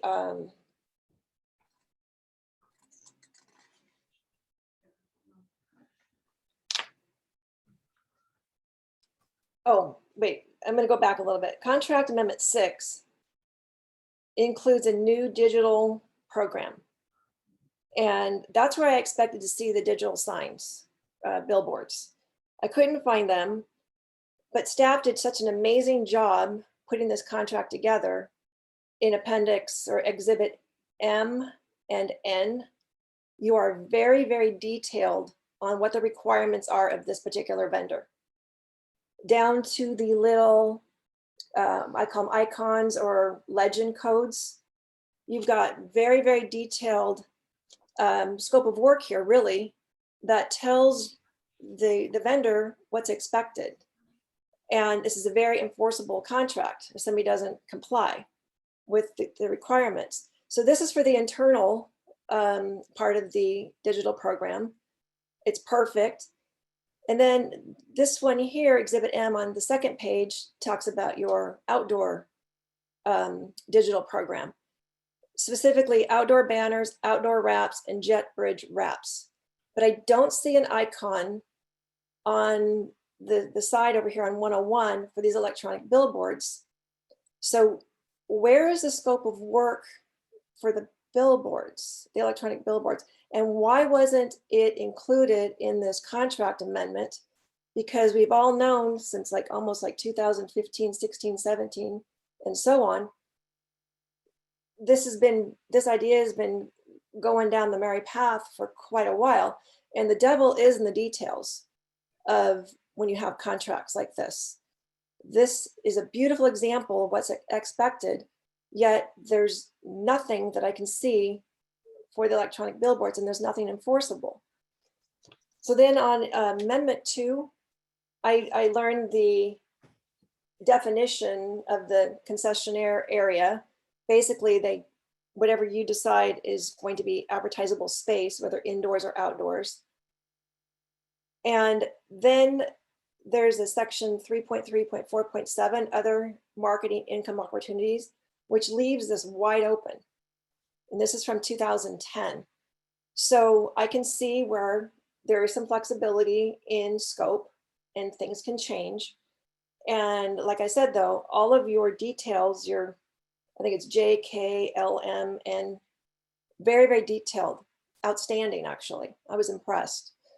But I don't see any language in any of the amendments that negates the original contract 4.7, section small I, where they prohibit all our freestanding billboards. So how do we get around, how does the airport or the city of San Jose or staff get around that section 4.7 of the original agreement? Was there something I missed? so, And Commissioner Head, I do see your hand, and I'll go to you. if after the director's had a chance to answer, unless you need it prior to his answering that question, sir. You can unmute yourself, Commissioner Head. It's fine. No, I'll wait in sequence, not a problem. Thank you, sir. So let me try and hit several of the points. You made a lot of points in there, and I want to make sure you really understand all of it. So let me take kind of a long way to get to your answer, if that's all right. Sure. The contract is an actual long contract. It's now 20 years, basically, of a contract. In 07, when the contract was originally bid and awarded, San Jose was still in a growth mode. And so Clear Channel came in, bid with a high mag, had big expectations for the airport and the industry. And in 08, we had the Great Recession, right? And so our traffic jumped off really hard right after they got into it. When we first went into that Great Recession, Bill Sherry was the director at the time, and all of our concessions came for mag relief and easing and all that kind of stuff, and he blanketly said no to everybody. A couple years into the pain, the food and beverage and the retail had recovered. Advertising was still struggling quite a bit. So Bill negotiated with Clear Channel an extension and a reduction in mag at a point in the contract that would then the mag would jump back up. So it gave them a couple of years to kind of catch their breath, right, by lowering the mag. So those were some of the early amendments. In Amendment 2, it also added in section 4.4.2 additional advertising sites. And it talks about that if any time during the term of the agreement, either party wishes to propose an additional advertising site, here's a process for you to go through. We've used that in several instances over time where there were opportunities to put up a different diorama before digital was invented, to put up a different diorama, to put a car upstairs or in the baggage claim for, that kind of hands-on, look at the new pretty car. What's that? Super Bowl. The Super Bowl stuff. We had the big banners hanging on the con rack, right, that said, Super Bowl 50. On the north end of the Terminal A garage, they do a vertical wall wrap that for one time was like Visa, and then it was Alaska Airlines. So there were some specific things that were added over time. Those are just examples for you of how we use that paragraph over time. So when Amendment 6 was written, which is the one you're complimenting, we had so much detail of exactly where the sign's gonna be and how big the LED screen is gonna be and all of that. This was part of Clear Channel's work to convince me that we should do this first ever in the US, all digital program in the terminal. And so I told them, look, I need to see it. I need to believe it. I need to tie your hands together so I know exactly how many 96-inch screens I'm going to have. And, because once you get into the agreement, if you don't have those things written down, they don't always turn out the way you want them to, right? So exactly. We went very specific. They gave us a project plan. We did Amendment 6 with all that great detail so I could hold their feet to the fire with what they promised me and what they were going to deliver. Mm-hmm. Amendment 6 was approved by council in April of 2019 before they had approved us for billboards. So billboards were still kind of a pie in the sky, not really sure, hoping the city would do something, but not sure. So it wasn't in there, but I knew we had this paragraph about proposing additional advertising sites that we felt we could use to bring it in. Now I've had the city attorneys who helped us draft all this and understand it fairly well, read it multiple times for me and tell me how we get there and is this legal? And before we wrote the August memo to council where I said we're going to use our existing contractor, I wanted to make sure that was legal. So the city attorney's office has read through it several times and feels we're well within the contract to do this additional work. So that's kind of the process, why the contract's so big. There was a couple extensions for the 08 recession. They had some new program that we really detailed in 6.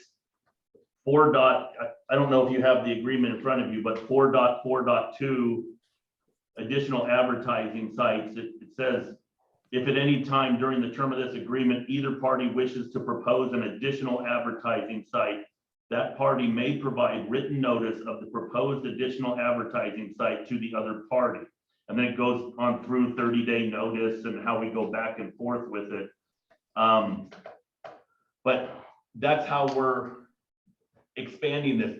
Part of the thing, I guess part of my philosophy with this contract and several others is there's a time to be specific and there's a time to use vague words like outdoor advertising or in-terminal advertising, or hey, if you want to propose something creative because it wasn't invented when I signed it in 2007 and it's invented now, right? So sometimes you don't always paint yourself into the corner. You use broader terms to define the scope. And so that's kind of what I think we feel is happening here, and so does the city attorney's office.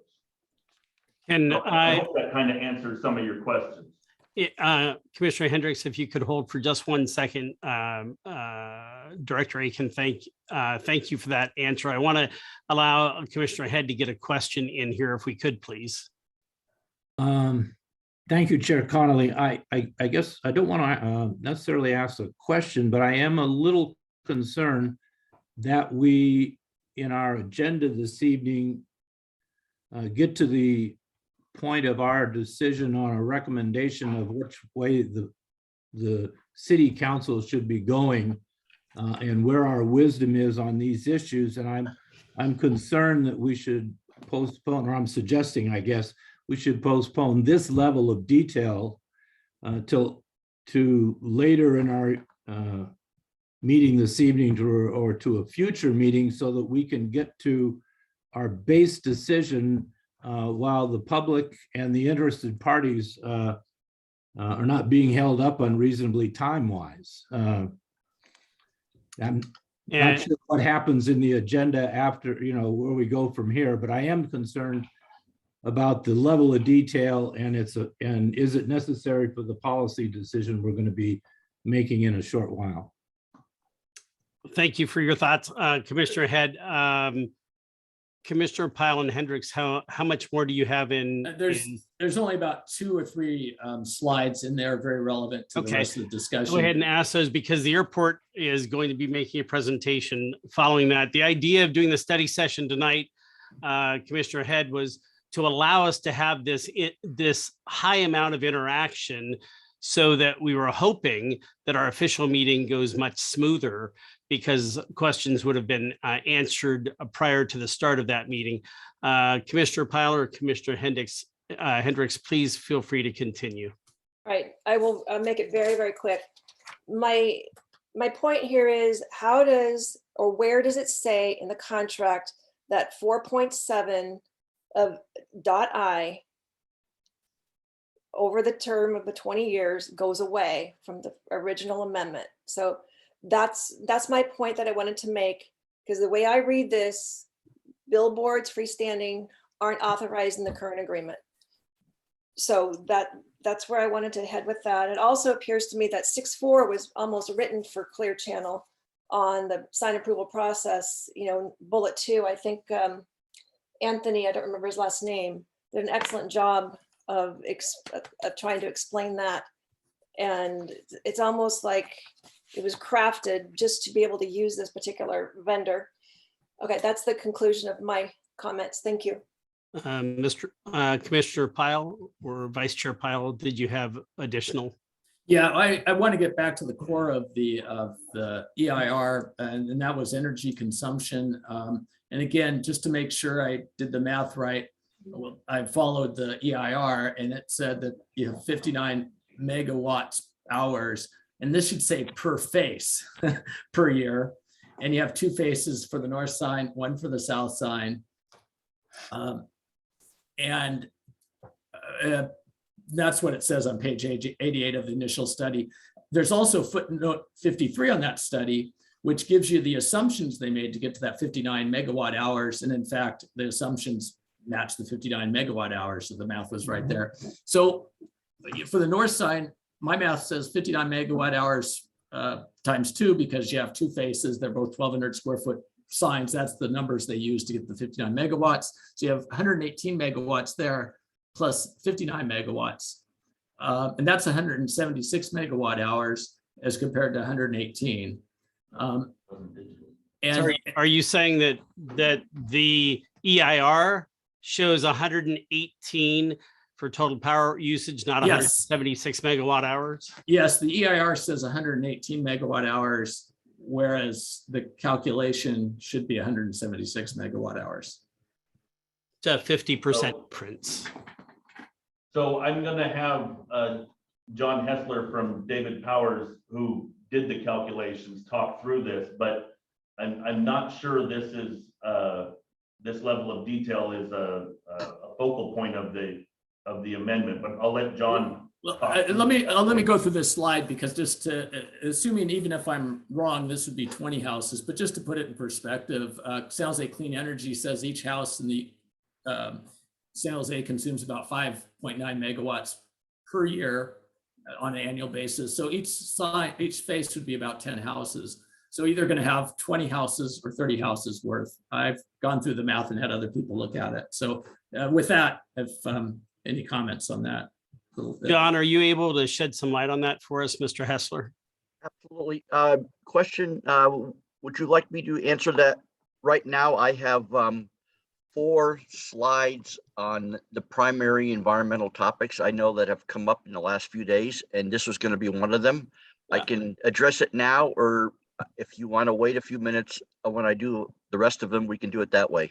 No, I think if Commissioner Pyle is okay with that during the course of the presentation, would that be acceptable, Vice Chair Pyle? I'm fine with that. Okay. Yeah, if you've already got answers, then we can address that. Because the other question, just again, what are the other potential unencumbered revenue sources?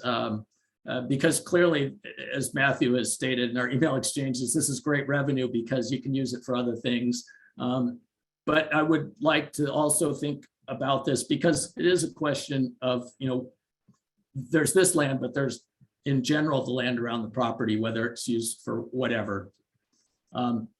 So the other thing I want to understand, because I think we are ultimately, there are some environmental costs to doing anything. And so the city of San Jose has some very strict policies. So I wanted to put that in kind of an economic standpoint, because I think it's important. And so I'm wondering, for instance, barring other ways of getting unencumbered revenue, it looks to me like if you increased the parking and roadways fees by 0.8 to 2.1%, and across the board thing, that would increase an $18 parking fee by 15 to 38 cents per day. And granted, everything else in that under that category would increase by that much. And if we get back to 2019 revenues, the increase is less, and 2021 revenues, hopefully those go away. So I think that was my, one last other thing, because I think this was an important point, because in the memo that we were given on 12/21, it said the annual in-kind ad spots were worth $250,000. And I just can't come up with that math. Assuming 490,000 and 55% of gross revenue, and assuming that the in-kind ad spots are 10% of gross revenue, the calculation that I see is $890,000 roughly of gross revenue. And then the in-kind spots would be roughly 10% of that.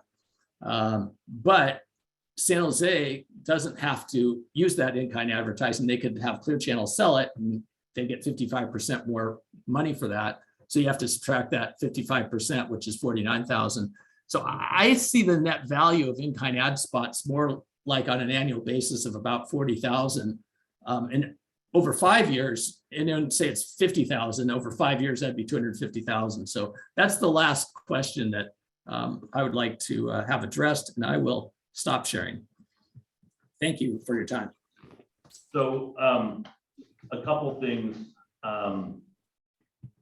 you make some assumptions to start your calculations, and in the 35 minutes I had to look at it before the meeting, you talk about $64 million in revenue in parking and roadway in 2019. That is parking lots, ground transportation providers, rental cars, all of those things. So we don't make $65 million, and I wish we did. No, and I meant that. I meant across the board like that, and that's what I meant when I said, it wasn't just parking. You're raising. I'm assuming you're raising everything. Whether that could be done or not is another question. But yeah. Yeah, and so one other thing to think of in our budgeting, our airline rates and charges are basically set at cost recovery. So the things that we have opportunities to make those kind of unrestricted revenues are parking, advertising. I think you had a picture of one of our GA hangars, a GA hangar, we get a land lease, those kind of things. But you got to remember, those are mostly market-based. I mean, I could have the most expensive parking in the Bay Area. Is that wise to be more than San Francisco? As I'm struggling to be second, maybe third airport in the Bay Area, you want to be able to have some sense of ratio to the bigger guy, right? I mean, everyone expects to go to San Francisco and pay a lot for parking. But if you come to San Jose or you come even to Oakland, you expect to have a different pricing. So it may seem insignificant, but we do watch our parking pricing pretty hard. And I think when you get to, in theory, you were dividing your MAG into how much money you make per hour to figure out that my 10% is only worth $40,000 or whatever. The MAG is what they guarantee to give me.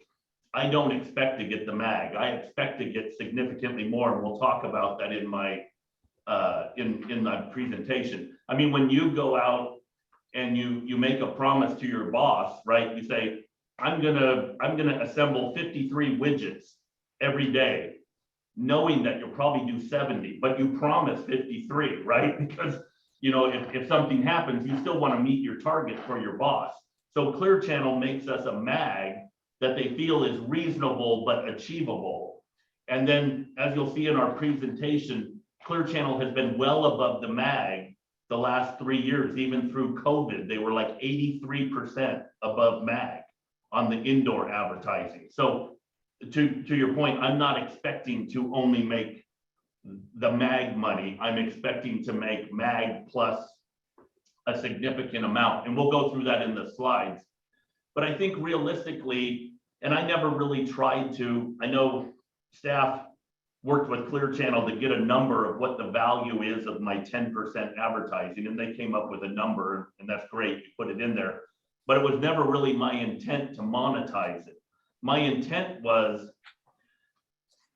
I'm going to relaunch British Airways to London in June. They're committed, they're 7 days a week, they're coming in June, but you didn't know that, Ken, because I hadn't told you yet.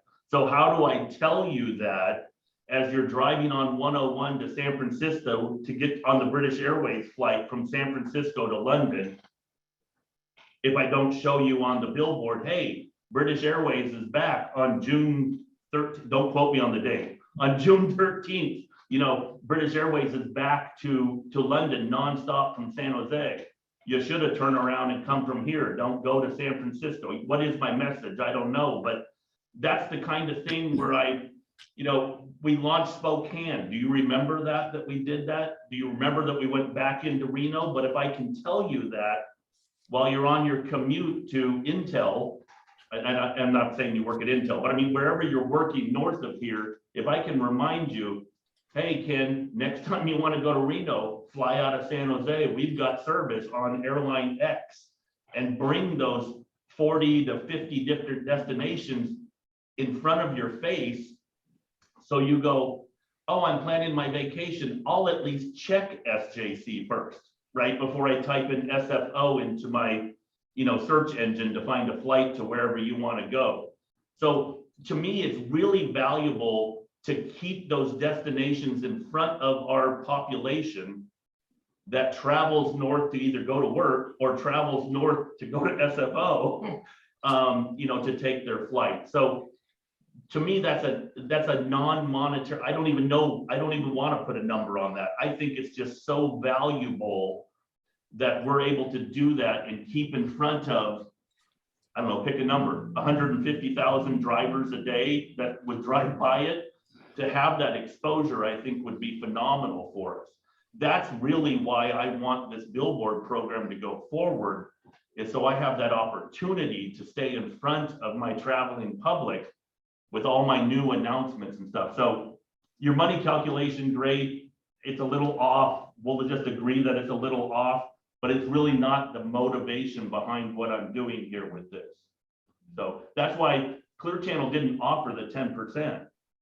I told them I'm taking 10%, figure it out, because to me, that is such a valuable item for me to be able to do that.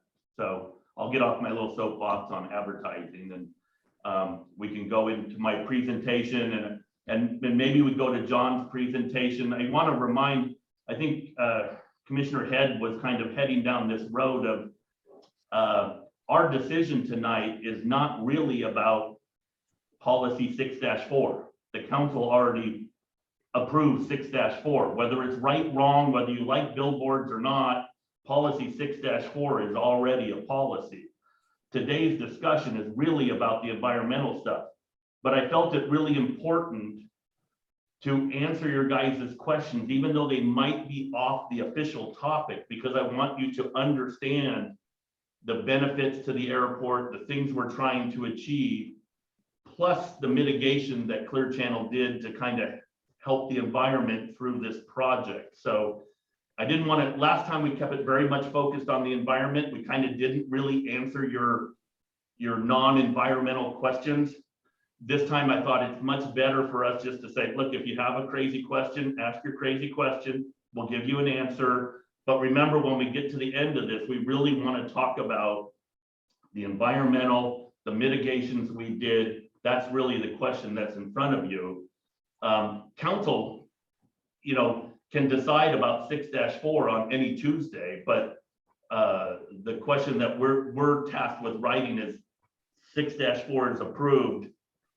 Here's the environmental process that 6-4 requires us to do, and did we do a good enough job? So, Chair, I think it might be good for John to just hit his 3 or 4 environmental slides that I think address some of your guys's, how many trees, how much electric, a couple of the items, and then I'll go into my rather long PowerPoint that I'll try and speed through as fast as humanly possible. But I think you might get some benefit out of John's 4 slides, if you don't mind. And Director, that's absolutely acceptable. And I want to thank you and staff. I knew when we started into the study session, and for those at home that are joining to watch this meeting that have concerns of what's going on, that it was not going to be a short meeting. But I appreciate staff's willingness to work through this process with us. John, would you go ahead and give us your analysis? Thank you, sir. Can you see that okay? Yes, sir. Okay, so I thought it'd be very important just to kind of provide some context and overview, because there's been a lot of confusion about what we do under CEQA. We don't advocate for or against the project. Our job is just to look at the specific nature of a given project and to do the analysis and to let the public and the council know, and yourselves, whether the impacts are going to be significant or not. And if so, what about mitigation? So that's our job, is just, we're neutral on it. Couple of very important things on this particular project that I think are critical. As everybody knows, we received hundreds of comments, well over 200. The key thing here is in those comments, there were absolutely no studies undertaken based on the specifics of this project at this location. All the studies were generic and did not analyze this project. So that's all fine, and people were giving us lots of information on the adverse health effects of billboards all over the world. And some of those we are sure are valid. However, they did not analyze the specifics of this project at this location. The same was true with the comments we got on impacts to the Guadalupe corridor riparian. Those were all generic, but nobody looked at the specifics. So what did we do? We do what we always do under CEQA. We retained recognized experts in the relevant subject areas: lighting, safety, effects on airport ops, impacts to trees, energy usage, effects on the riparian corridor. All of those, we retained experts, and they went through and did their study based on the specifics. And in addition, in this particular case, before we even wrote the EIR addendum, those experts worked with the applicant to modify the project to reduce or avoid impacts in order to get the project to a place where everybody felt the impacts were minimized to the greatest extent possible.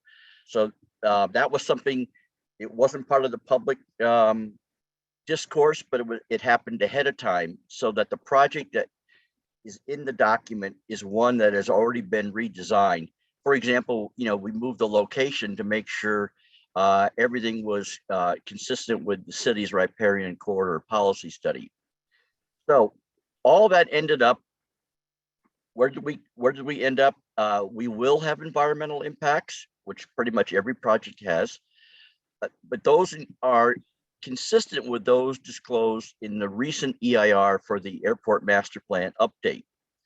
So again, that was our goal, was to, when we do an addendum, we look to see, are there going to be any new impacts, or are they going to be consistent with what was already disclosed? So that was our conclusion. So I just want to touch on a couple of topics that have really been the focus of comments, especially ones we've gotten in the last couple of days. The first one is on the Lick Observatory. I'm sure everybody has seen the articles in the paper and read a lot of the comments. A couple of facts just to point out about Lick Observatory. It's 16 miles east of where the digital billboards would be located. We were able, with our expert, to calculate the intensity of light from the billboards that will reach Lick Observatory. And you can see that number. It's got 9 zeros, so it's 3 billionths of 1 foot candle. That would be the light that would reach the observatory from the billboards. And just for context, because who knows what 3 billionths of a foot candle is, just to give you context, you can see that the light from a full moon ranges from 0.005 to 0.01 foot candles. Very important, as has been brought up before, no light is going to be emitted between midnight and 6 a.m., which is the prime time for when research is done at the observatory. The light from 8 existing billboards being removed would cease to occur at all hours. And we also found out that after reading the article in the Mercury News and some of the facts that were stated, we went back and looked about, this has to do with the low pressure sodium lights throughout the city and the relationship of the city with the observatory. So in 2010, with the approval of Lick Observatory, the city made a decision to convert all 62,000 plus streetlights from low pressure sodium to LED. And importantly, in the CEQA document that was done at the time, it concluded that while the LED lights may appear brighter, LED lights will emit the same foot candles of light as the existing low pressure sodium lights, and the overall ambient light levels in residential neighborhoods will not increase. So we just want to point out that history for all of you to think about as you ponder what your recommendation is going to be. The other one that's come up in the last few days is, are these billboards and the light they emit harmful to light sensitive populations? So first of all, the facts are that the light output from these billboards would be limited to just 3% of their capacity, or 0.3 foot candles. Number two, all of the output would comply with all of the federal, state, and local standards, and those standards are put in place specifically to promote safety and avoid human health issues. We also found information on the U.S. Department of Energy's website. They have a document put out, which I could share with anybody who's interested, called Debunking 5 Common Myths Regarding LED Street Lighting. And they concluded, this is the DOE, that street lights that are LED are no more harmful to humans and animals than any other kind of street light. And then finally, we found that the International Telecommunications Union, the ITU, they've produced guidelines for broadcasters to reduce any kind of risk of a photosensitive seizure or epilepsy. They have 5 recommendations to limit what is shown on billboards: frequency of flashes, changes in luminance, areas of flashes, color, and stripe patterns. All 5 of those are found in one form or another to possibly contribute toward occasional seizures from photosensitive population. The key thing here is what is being proposed does comply with those guidelines. And then finally, I lost that. Go back up here. Energy electric use. As Commissioner Pyle has brought up, there is some question about the actual power to be consumed in a given year. First of all, in the CEQA document, our job is to look at, will the project be a wasteful use of energy? We don't pass any judgment as to whether the project is appropriate or a good use of energy, whether it's a billboard or a data center or housing. That's not our job. Our job is just to ask the question, will the project be a wasteful use of energy? And in this case, there was no evidence to support such a conclusion because the project does comply with all the city and state energy efficiency regulations. And in terms of the actual number, we were able, with assistance from Clear Channel, to get more accurate numbers. Then we had what was in the addendum was an estimate at the time, but with the information Clear Channel provided us, we're estimating now it's going to be 140 megawatts annually, which is equivalent to 24 homes. And just for context, that equates to 0.4% of annual electricity usage at the airport. So that's the end of my presentation. I hope that answers some of the questions that people have had over the last few weeks.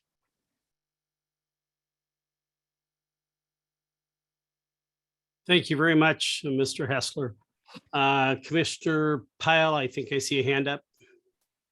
Yeah, just a quick question. So it looks like the you used actuals to get the 140 megawatt hour figure because it was in the CEQA, it was kind of just worst case, it was 1,200 square feet, et cetera, but it still was an error of 50% based on, again, the assumptions in the CEQA. It should have been 176, not 118 in that page 88 section, right? Is that correct? Correct, although it's not 176, it's 140. No, but if you use the same assumptions, the 59 megawatts per, it would have been 176, right? Had we done that, yeah.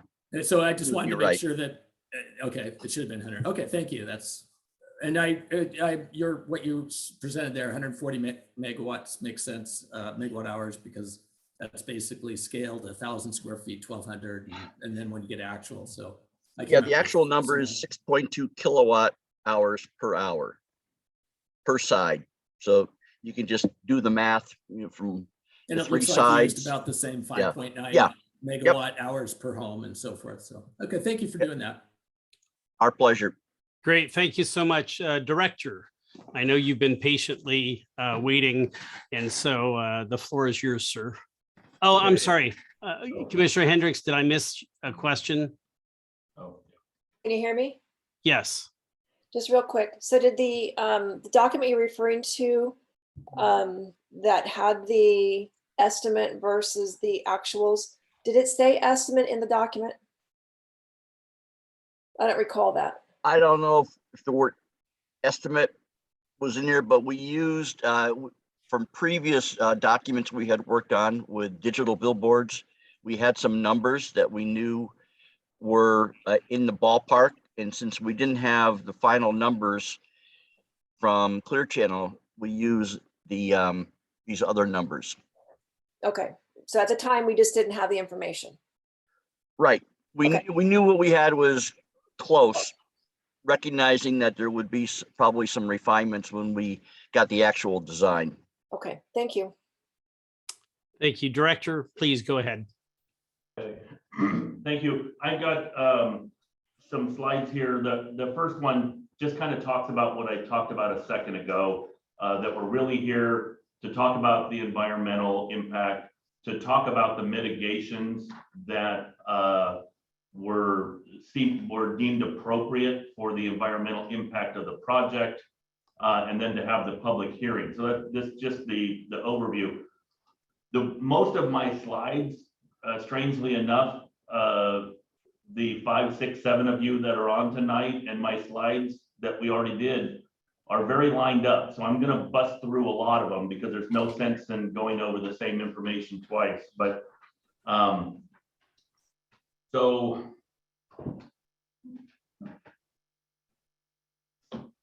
Second. There we go. So again, you guys had brought up the kind of the path of how we got here. I was just going to explain it, but I think we've talked about the process enough. We were going to talk about the different sites and how the airports were there. The airport sites were in a second grid, though. The city-owned sites not included in the request for proposal because we were purposely going outside. This is an actual cut from the document that the airport has an existing agreement with an advertising concessionaire who manages blah, blah, blah, and we're going to use them. So this was kind of the part from the August 6th that council confirmed that we had permission to go that direction. 6-4, we wanted here to explain to you why we didn't come to the airport commission, but I kind of already hit that. It was an OED project. We were just kind of a subordinate to it. And so it followed the Community and Economic Development Committee, the Land Use Committee, all those kind of things rather than the Airport Commission. This kind of talks about why we have the approval to do it, which we already discussed in pretty good depth.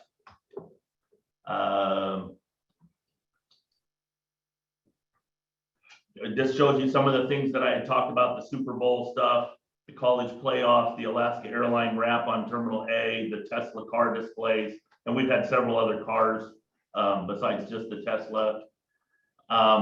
So this is kind of the agreement. Again, we're focused on the environmental, but I want to make sure that we understand the agreement. The term is from the date of installation through June 30th of 2027, 55% of the gross. The MAG, which we already talked about, is their minimum annual guarantee. The capital investment by the city is zero. The Clear Channel has paid for all the environmental work by David J. Powers. They paid for the work done by downtown building permits. The marketing part, we talked about the 10% that we get to use. And then your guys' success, you guys had complained about the takedown thing, and Clear Channel came back and another mitigation for the environmental side. is taking down 8 billboards downtown, which was not a requirement in 6-4. The 8 billboards to be removed will be in the city of San Jose. The locations we're trying to work with Clear Channel, they have to be a Clear Channel billboard, but we're trying to take down the ugliest ones, right? That you saw pictures of a couple of them in somebody's presentation. We'll try and get to those that are the most blighted. And then additionally, when Clear Channel does get the permit and goes to Caltrans, our understanding is that there is a 1-for-1 removal on a freeway in California. So they'll be putting up 2, they have to take down 2. No guarantee they'll be in San Jose. It'll be somewhere in the state of California that those 2 come down. Just a little bit more on the takedown provisions. We see this takedown as a benefit. I mean, a lot of the speakers tonight have talked about, we hate billboards, we don't want billboards. Well, this is an opportunity to take down 8 and put up 2. And so the opportunity to have less billboards in San Jose, and not only that, not in a residential area. Most of those blighted ones you saw are probably near somebody's house. The 2 we're installing are on 101 next to the airport on the border of Santa Clara. So it's not really in a residential area. So I think there's a big impact from those takedowns of billboards to the community. And again, going to be following the dark sky stuff, which your lighted billboards that are vinyl are lit the whole night. These will be turned off for those 6 hours every night. We talked a lot about dark skies when we were talking about the Lick Observatory, the things we did. Light shielding. I think Clear Channel talked about this, the different louvers and stuff that they have on the LEDs that, you know, keep it from going more than 18 degrees up and so many degrees down. They worked with it because also the FAA wants to make sure, like I was saying earlier, it doesn't point at the pilot on final approach. So all those things were confirmed. This is more for the council when we go to them, but the Teamsters Local 853 worked on these projects. They're encouraging this project. It's already been vetted, reviewed, and they know the work's coming. So there's labor support on it. The business case, people have questioned, and even OutFront advertising questioned the 55%. Oh, we'll get better if we do an RFP. Well, the billboards at airports, at New Orleans Airport, they get 35% of gross. At Victoria International, they get 35% of gross. Piedmont Triad in North Carolina gets 37% of gross. But now you're saying, John, none of those are in California. That doesn't apply. California is a whole different market. So looking at the Bay Area billboards, the San Jose Airport is proposed at 55%. San Carlos has 2 billboards on the 101. One of them's 35%, one's 30. Belmont is 30, Oakland is 30, South San Francisco is 15, Milpitas is 10, Alameda is 10. So the 55 is still fairly impressive in the Bay Area. So we kind of tried to get you comparables both airport wide and then Bay Area wide to kind of confirm that the 55 is a good deal. We go through the minimum annual guarantee. We put on a couple facts here that there's only a few concessionaires that pay us mags of greater than $490,000 a year. The food and beverage, the retail, and Clear do that.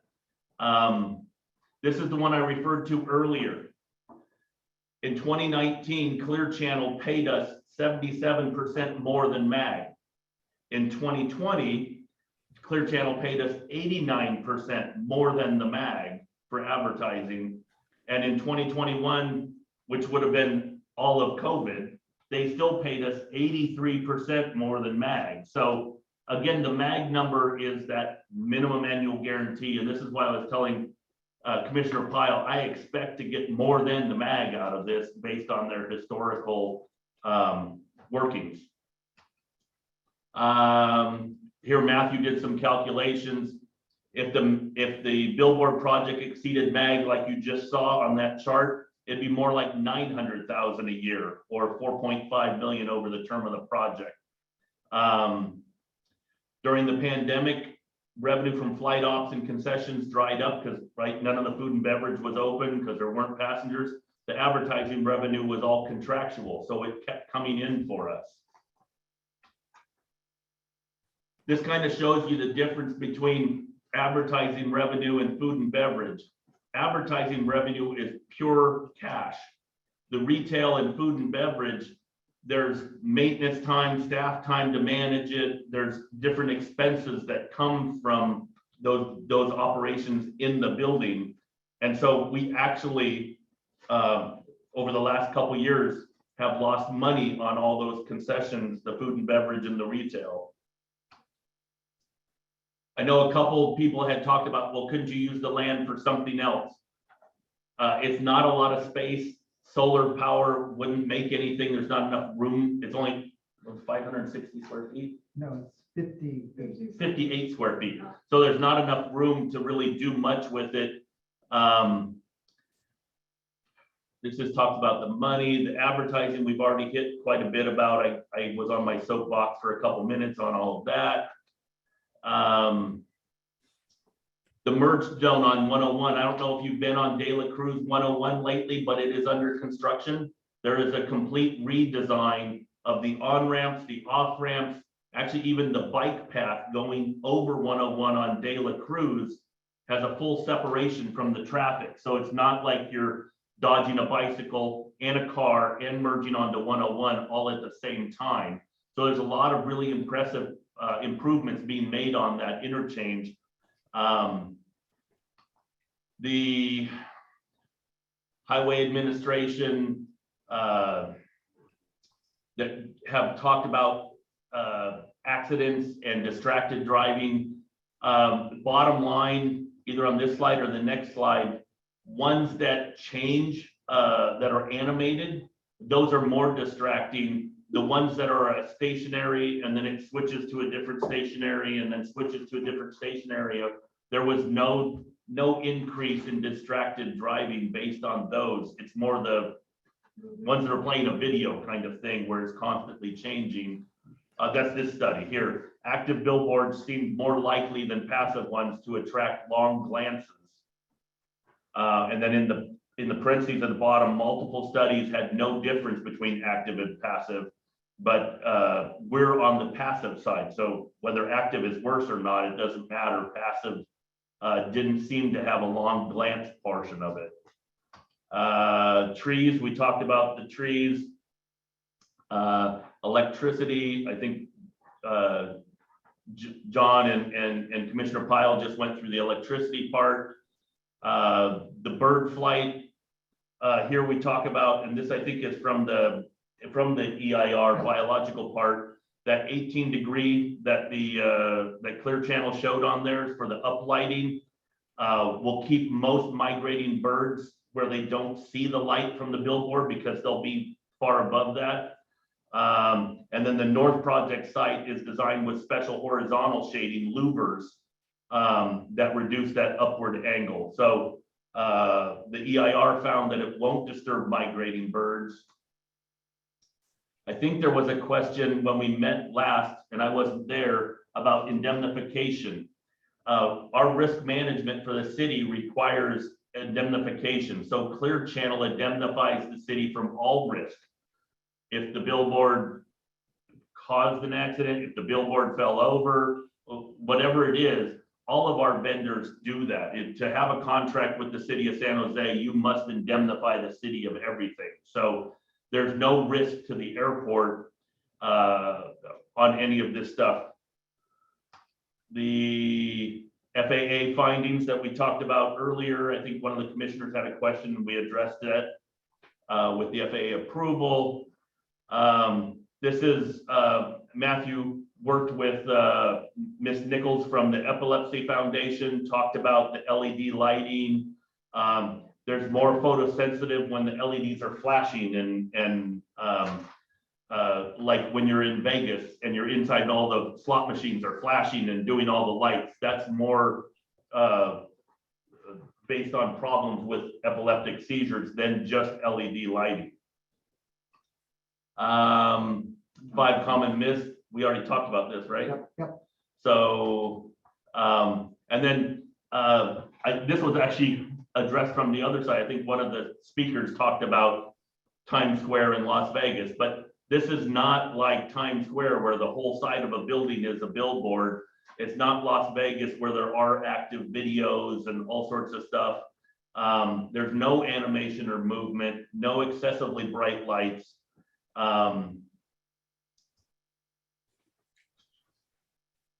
The project decreases the total number of billboards in San Jose, so it's a net decrease of 6.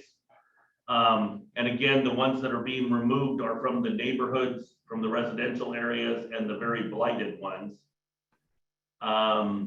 It'll decrease light pollution because of the key hour, that 6 hours that they're totally turned off, and the other 8 billboards won't be lit anymore at night. And those billboards can be lit 24/7. So those will be coming out of the inventory also.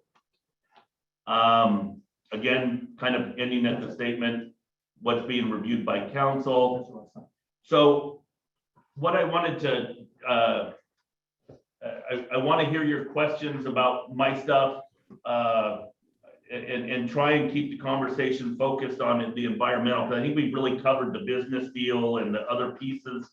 If you still have questions, if you don't think I've addressed it, please ask them. But if we have gone over the business deal enough, this would be a great time to dig into the environmental portion of it. So I'd be happy to answer questions as much as I can. Questions from commissioners for Director Aitken or staff? Well, obviously you've done a good job if questions are not popping up at Commissioner Pyle. Go ahead. Sorry, I'm still confused by the sign versus billboard. So the net decrease, it's a 4-to-1 ratio on the number of signs, right? So there'll be, I guess, 8 signs taken away, but then we'll have 2, and that's how you get the 6. Right. And so those signs that are taken down could have 2 faces or could have 1 face. Is that correct? Yeah, it could be if it has a permit already for a dual face, and that's the one they're going to take down. That is 2 faces, 1 sign. So it's one, so we count that as one location, whether it's a single billboard, a single face, or a dual face. That's correct. I learned that too from the Clear Channel conversation earlier, that their faces and billboards and the 2 don't always line up, but I think we're all getting an education on billboard language. So Director, again, and I just want to clarify, we've got 8 coming down in San Jose, but because of the state requirement on highways, they will have to take down another 2 someplace else in the state along. San Jose. They could be in San Jose, but I can't guarantee it. Right. So 2 more will come down on a freeway somewhere in our beautiful state. So we've got a total of 10 that are coming down. Yeah, and you know, it's probably borderline appropriate for me to say this, but if we're working to the point where we want to make sure that billboards don't propagate from here to all city sites to commercial sites and all that other stuff, there might be an opportunity for the commission to really send to the council a message that you understand the business terms, you see the mitigation from this environmental process, and it seems reasonable, but you may want to suggest a couple things to the council to say, this should be the environmental minimum standard going forward. And a couple of things that I wrote down was, what if the city, you know, based on your guys' recommendation, said that all billboards in San Jose have to be turned off from midnight to 6, even the vinyl ones, you know, have an opportunity to say, because we had a conversation about these billboards out on the freeway, we have some recommendations to the council to say, let's make improvements in our neighborhoods, you know, that billboard's off from midnight to 6. Maybe you make a suggestion, oh yeah, and if it's blank, like that one that had all the graffiti on it, there's no lights on it ever, right? Turn the lights off the whole time and let that neighborhood sleep. You know, maybe you guys throw something forward to say they should make a city rule that the billboard has to be maintained. I was thinking, you know, you take off all the advertising, maybe you have to paint it white. Remember they did that downtown, the whole storefront thing, right? Where if you had a vacant storefront after, I don't remember the months, it seems like Dan's shaking his head like he might remember, but after the storefront was empty for 60 days, say, you had to do something with the storefront so it didn't just look like the town was abandoned. You know, you could do that same kind of thing to say, let's take this thing and make something right out of it in our neighborhoods where people are sleeping, where, you know, kids are walking around, they don't need to see all the graffiti and the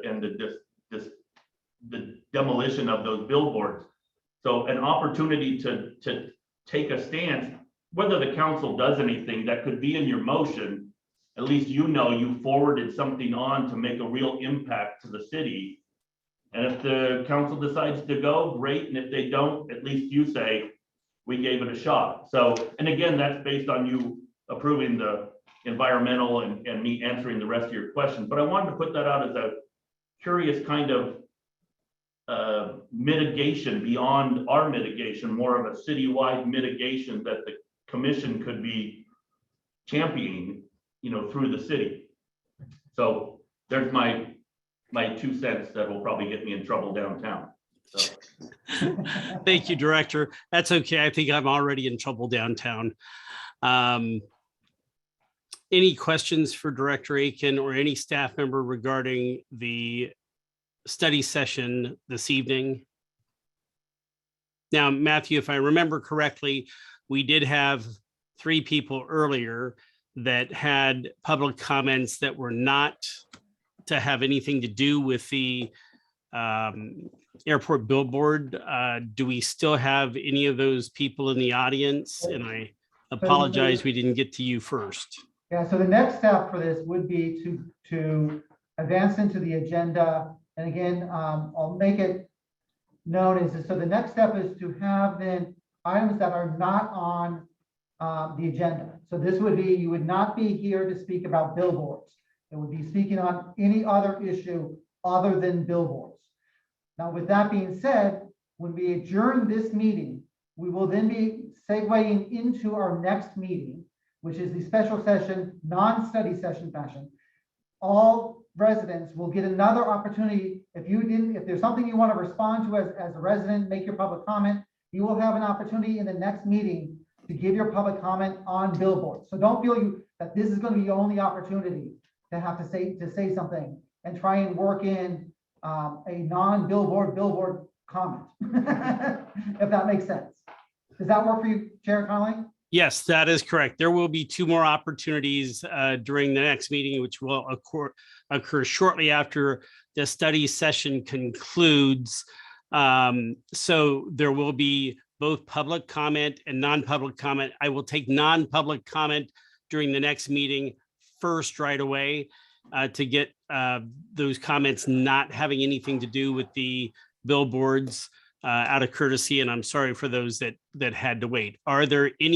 Is there anyone right now that wants to make a public comment that is not on our agenda, realizing that you will have an opportunity in just a few minutes as we open the next meeting to do so? We do have one person who would like to speak on non-public comments. All right, Would you please like- bring them over. How many Then minutes? let's bring them over, maximum of 2 minutes. Okay. Rebecca Ward, you can go ahead and unmute yourself and go ahead and speak. Hi, I think I've unmuted myself. I guess one thing I'd like to comment on in I guess my 2 minutes is the agenda showed public comments on things not on the agenda at the beginning of the meeting. And so while I appreciated this conversation, I followed the agenda when I came to attend. So I'd just like to point that out because it is on your website. And, So and Rebecca, that was my mistake, and I won't hinder your time from that, and I apologize for that. Okay, yeah, because it was very fascinating, but it was a lot of my time to listen to it. So in any case, my name is Rebecca Ward. I live in Palo Alto, and I do appreciate the opportunity to speak. I'd like to comment on SJC South Flow operations. As you're aware, numerous communities have complained about the significant noise impacts of South Flow operations at SJC. In addition to that concern, when the airport is in South Flow operations, the FAA is unable to contain SJC traffic in San Jose Class C airspace. SJC South Flow traffic exits San Jose Class C into general aviation airspace over Palo Alto and East Palo Alto. That airspace is heavily congested. The weather is typically bad with low visibility when the airport is in this configuration. SFO arrival traffic is also in the area. The South Flow operation needs to be addressed. SJC flies above East Palo Alto well beyond its Class C airspace. The airport plans on 50% passenger growth. Those passengers will experience significant delays. With the current South Flow route, there is nowhere for the increase in traffic to go associated with these passengers. As an airport, you have the authority to request the FAA make changes to the South Flow arrival path. I am here to request that the Airport Commission ask the airport to do so. I would also like to recommend this body look at creating a community roundtable. SFO and Oakland both have them. It allows a dialogue with impacted communities that benefit both the airport and communities. Additionally, community access to the FAA only happens through the airport. Thank you again for your time. And Rebecca, again, please accept my apology because as chair, I'm the one that messed up that at the very beginning of the meeting. And I do apologize for that. Thank you. And I do want to encourage you, we will have another full airport commission meeting at our regular February meeting. And we will be dealing with noise complaints and things of that nature at that time. So thank you again for your patience this evening. Okay, thank you. You're welcome. All right, if there's nothing else during this study session, I don't see hands from anyone. I'm going to declare this study session closed at 20:48. And I'm sure most of you may need to take a restroom break for a moment. We will reconvene at 9 o'clock. That'll give everyone a chance to grab something to drink and use the facilities.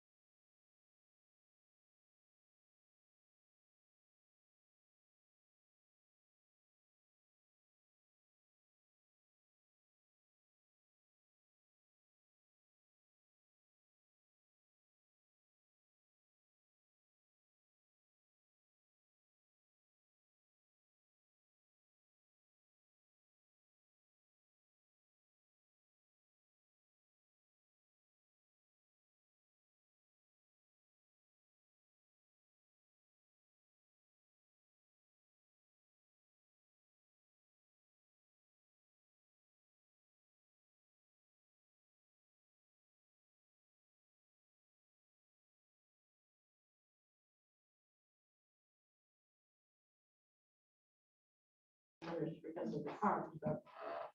You need a little energy. Last week was.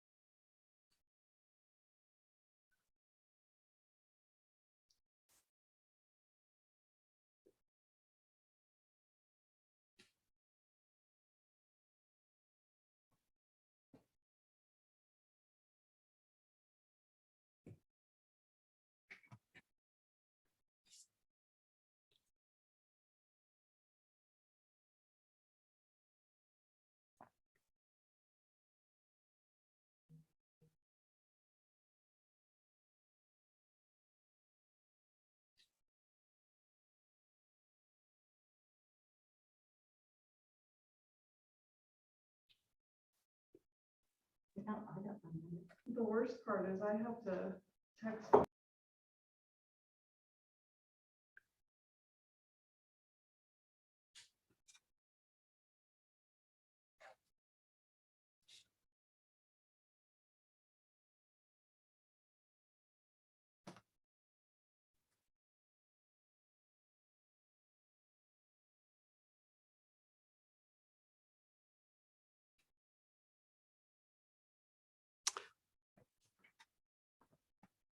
Good evening, ladies and gentlemen, and welcome back to the San Jose Airport Commission's special meeting on digital billboards.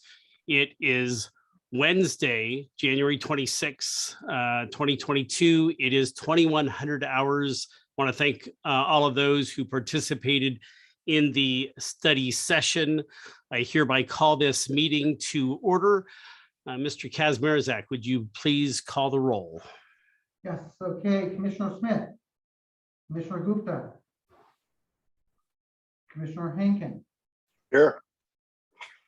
Commissioner Patel. Here. Commissioner Baines. Commissioner Hendrix. Commissioner Hendrix. I see you talking. Can you hear me? I'm here. Yes. Was that a here I heard? Here. Yes, okay. Commissioner Head. Here. Vice Chair Pyle. Here. Chair Connolly. Present. Commissioner Gupta, if you're back. Or Commissioner Baines, if you're back. Let me try and go online to see if they are.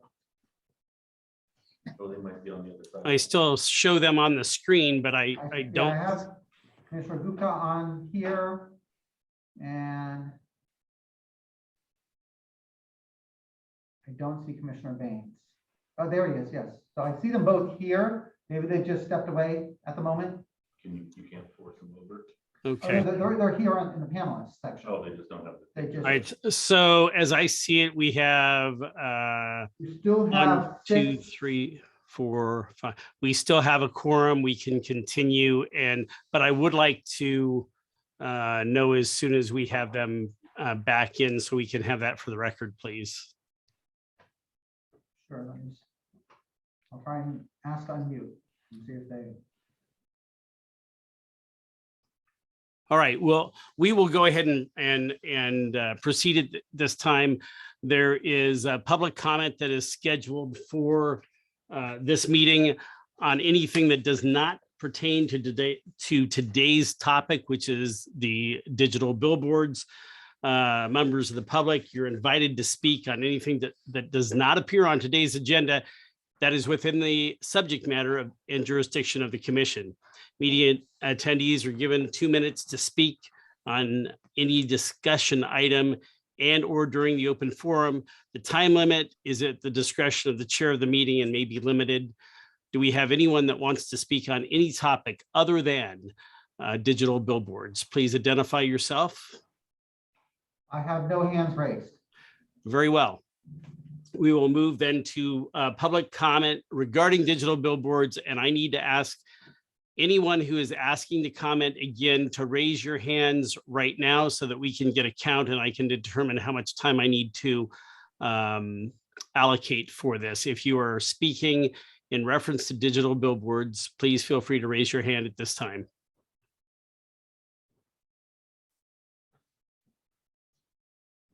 Do we have anyone? At this time, you have 6 people with hands raised.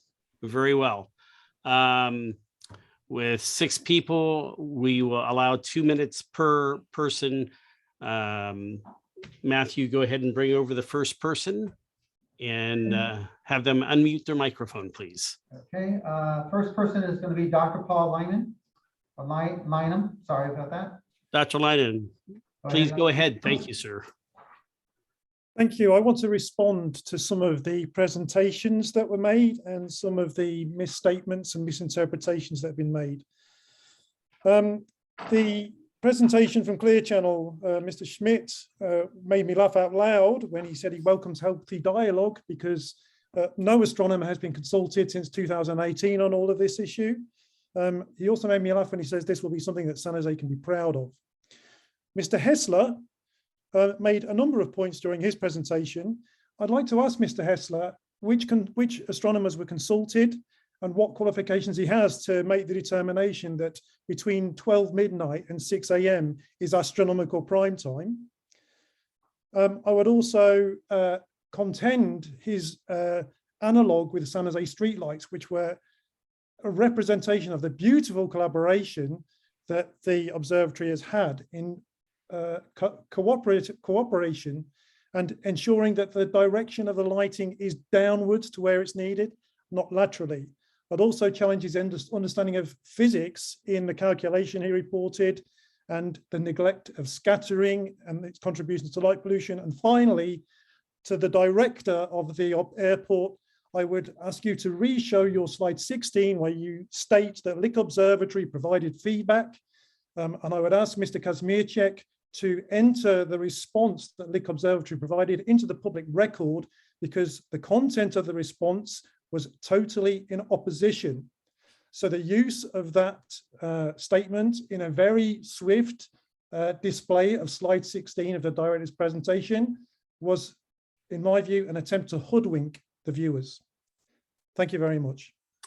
Dr. Lynham, thank you so much for your comment. I do want to remind people that during the official meeting with public comment that we're able to listen to your comments. We're not able to respond. That was the purpose of us doing a study session earlier today to allow us to respond to some of the presenters. The next person, please, Mr. Kazmierczak. Sorry about that. Next person is going to be Anthony Leonis. Mr. Leonis, please unmute your microphone. We'll bring you over and you have 2 minutes, sir. Yes, thank you. I just wanted to thank again the commission for allowing OutFront to make a presentation today, and I appreciate everyone's presentation and everyone's perspective. One thing that was clear during the study session was that there is a fundamental flaw in this process, and the fundamental flaw is that Clear Channel does not have contractual authority for this project. 4.7 in their contract expressly excludes, 4.7I expressly excludes outdoor advertising. And the explanation was that 4.4.2, the additional advertising sites, is used in order to include this. Well, the additional advertising sites can be used for sites that are not expressly excluded and not expressly prohibited. Here, this is an express prohibition. This isn't the Super Bowl. This isn't Tesla. This isn't anything in the terminal. This is something that is outside the scope of this contract. And that's why I presume it was not included in Exhibit M. It was not included in the new digital program, because if it was included in the new digital program, then it would highlight the fact that this is beyond the scope of the original 2007 contract and therefore requires a brand new RFP. And that's where we fundamentally fall back on, no matter how you look at this. And I'd like to speak to the city attorney at some point, who did conclude that we can proceed, or you can, the airport can proceed with Clear Channel in this manner, because if any attorney is being intellectually honest, they're looking at that prohibition and they're being clear that this is not allowed. Thank you. Mr. Leones, thank you for your comment. Matthew, who do we have next? Next, we have John Miller. Mr. Miller, please unmute yourself and you may go ahead for 2 minutes, sir. Thank you very much for this opportunity to say a few additional words. A lot of comments were made tonight that suggested that what has been adopted by the city council is legal. All of these various policies that have allowed us to get to this point in the process. And that's undoubtedly true. No one's questioning the legality of that. But I think there's plenty of opportunity to question the ethics of that. These monumental changes to the sign ordinance, which dismantled the ban on billboards that had been in existence for all those years, was done literally in the dead of night, without adequate public knowledge, without adequate outreach to the public. I think we have no choice but to criticize, but to analyze, but to point a finger of accusation at the people who allowed this to happen in this fashion. Because to my mind, this is not a democratic government. This is not an open government. This is not a responsive government.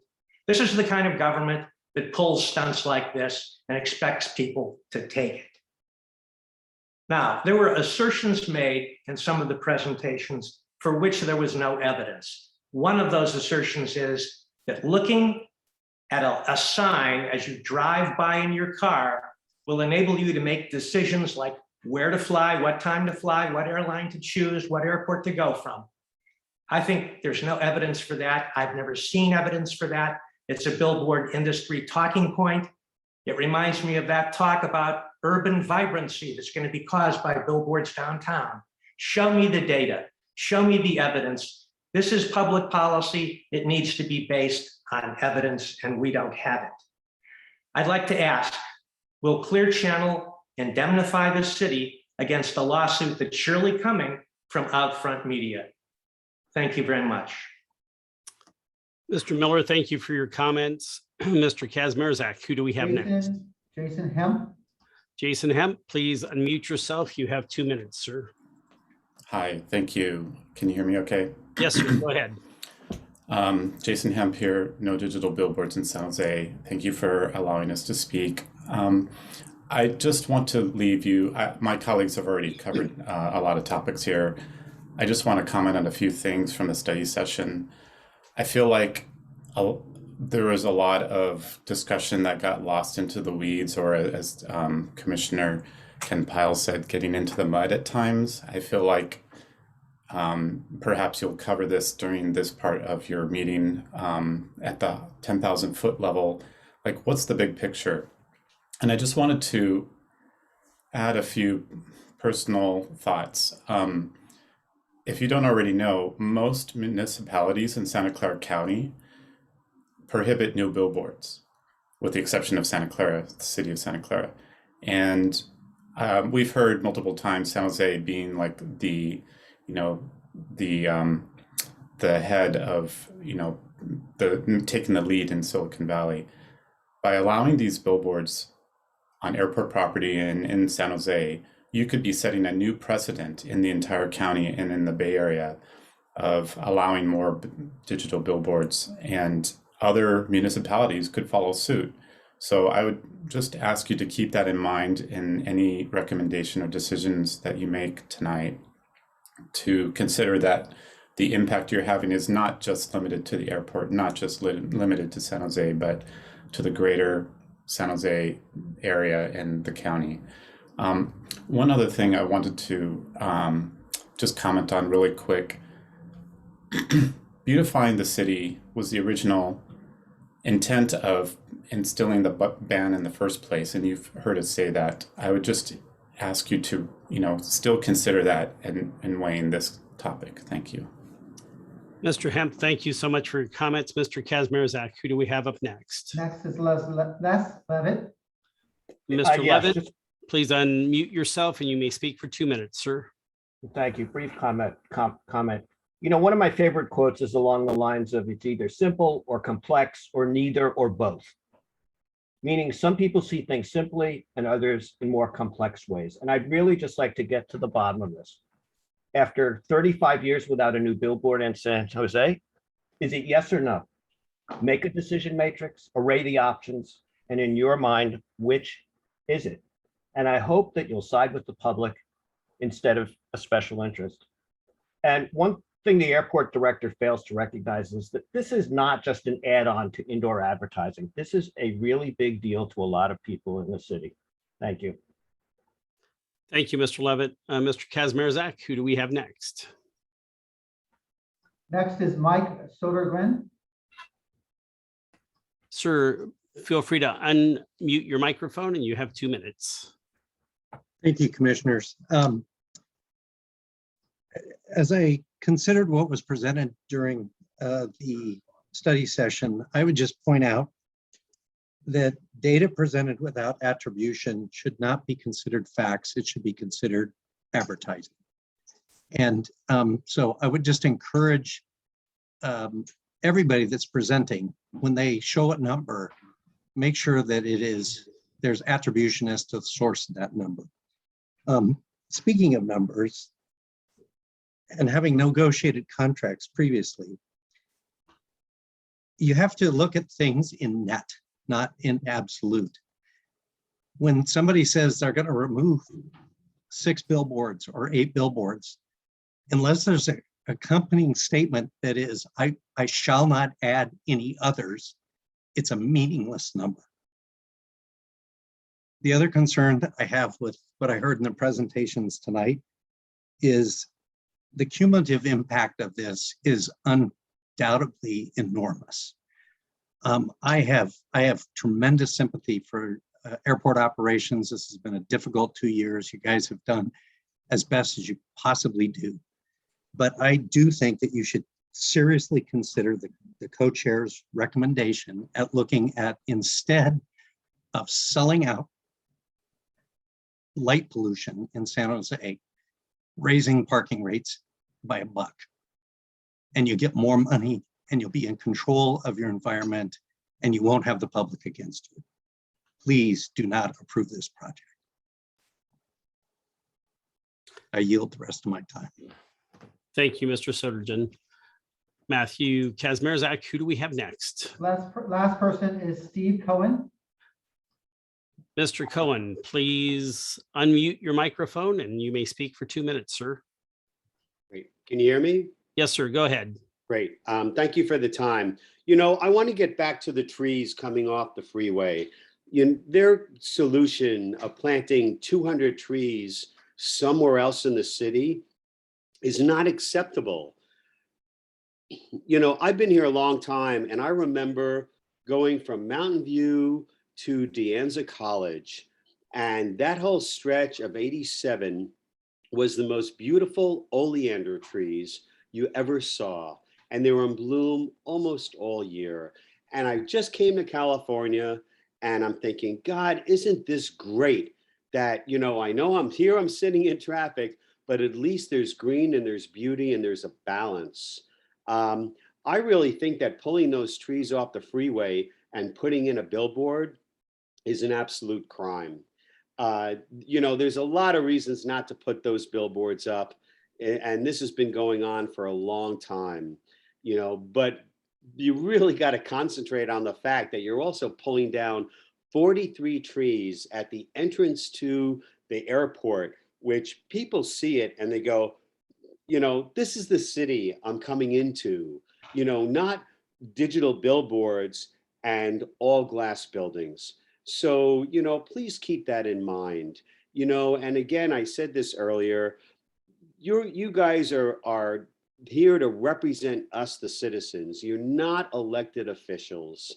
So please, vote with your conscience and vote with the fact that you're representing the public and you're not representing the conglomerates or what Raul Perales wants. Thank you very much. Thank you for your comments, Mr. Cohen. Matthew, do we have any other members of the public that would like to speak on this topic? We do not. Very well. I will close the public comment section of our agenda, and we will move to the order at hand, which is the business of electronic billboards, the report and the discussion. Is there anything that airport staff wish to present at this time? No, Chair, I think we covered everything in the study session, but we're available if there was any last minute questions or further clarification that the commission would like. Absolutely. Thank you, sir. Appreciate that. Do we have any questions or requests from members of the commission for additional information from staff? All right, as I see it, there are a few different things that we can look at here. We have the environmental impact report, which the staff has put in front of us. We have an opportunity, regardless of what the recommendation is to put together recommendations for the San Jose City Council to be given. And the third thing is if we have a concern over the way that the process has taken place, it should be an opportunity for us to make that known as well. So at this point, I want to open it up to you, the members of the commission who have endured one of our, the longest evening that I have seen, other than maybe EIR. So Commissioner Head, you were pretty patient earlier. You're there with us. I'd like to just go around the room and open this up for discussion. We really haven't had discussion amongst the members of the commission at this point. So Chair Connolly, am I right in assuming there's two actions, maybe three tonight? One is we can either recommend or not recommend approval of the EIR. Two, we can recommend the placement of the billboards or recommend that they should not be placed, disagree with the council billboard position. And then three, I guess, suggestions if there's any kind of process recommendations. Well, those are the three things we're looking at. I would think what we're looking at is we've got an environmental impact report that staff is asking us to respond to, which is number one. Number two is, regardless of whatever that response is, we would have the ability to either thumbs up or thumbs down on the project. But regardless of that, I would think we have an opportunity, and we've certainly heard from a couple of council members that they would welcome suggestions from the Airport Commission in reference to billboards. And I think there's an opportunity in general to be able to do that. And number three would be, there has been questions about the way that the process unfolded. And I believe that those are all within our purview this evening. I'll yield my time to another commission question or comment, and then I'll come back. Very well. Let's go to Mr. Henkin, just because I can see him on the screen. Thank you, Dan. I appreciate it. First, let me start by expressing appreciation to everybody involved tonight. I think there was very good dialogue, certainly very passionate, and I think opinions on all sides. And you mentioned, sort of process and where we've been. I think we started and became involved in this process. I think it was back in August, and then again in November, and now it was brought back to us, partly because of perhaps the process and some dissatisfaction there, but an opportunity to get more information. So I want to again start by thanking staff for the tremendous amount of information they've given us, the tremendous amount of time they've done in preparing, I guess, for this meeting to give us all of the background information, I think, that we wanted and I think needed to sort of set the stage on really what we're being asked to do. I see our position right now as one providing some input on what is being asked of us, and that is number one, the environmental impact report addendum. Is that complete? Is it something that we believe we can support, that it was adequately presented, adequately studied, and adequately addressed through the process? And my opinion on that is yes, it was. In terms of a policy position on whether or not billboards are acceptable in this location or any other location in the city, I think that has been adequately answered previously by the body that should be making those decisions. I'm not entirely clear that we're here tonight to be addressing that issue per se, but certainly it's open to the commission to do what they please. So I'll wait and sort of for later in the program, to make any of my, I guess, recommendations or what have you. But I think that tonight was very good, and I think we're in a good position now with all the information to make the appropriate recommendations. So I'll waive the rest of the time, but then join in later. Thank you, Commissioner Henkin. Can I ask if Commissioner Gupta and Commissioner Baines are back with us? If so, we do need you to acknowledge that, as I'm seeing those are still the two commissioners that we are missing at this time. Is that correct? They are. Commissioner Baines, that's one. In fact, since you're unmuted, why don't you go ahead and give us some of your thoughts on our proceedings as we move forward? Yeah, I think that this was a good idea. We heard from both sides, the opposition side and favoring side, and also from the city staff. And so we have more information right now. And if we need more information, we let you know, but I think we have enough information. This was very good study session. So at least we know when the process start and what is going to do it. So I think this was very nice. And for in future, that's what we are asking city, the Matthew, maybe they can convey the message to the council that something like this comes. Let us look into that first and get familiar with this one, so that at least we have good idea, because this time it was go back and forth. So that's what I have.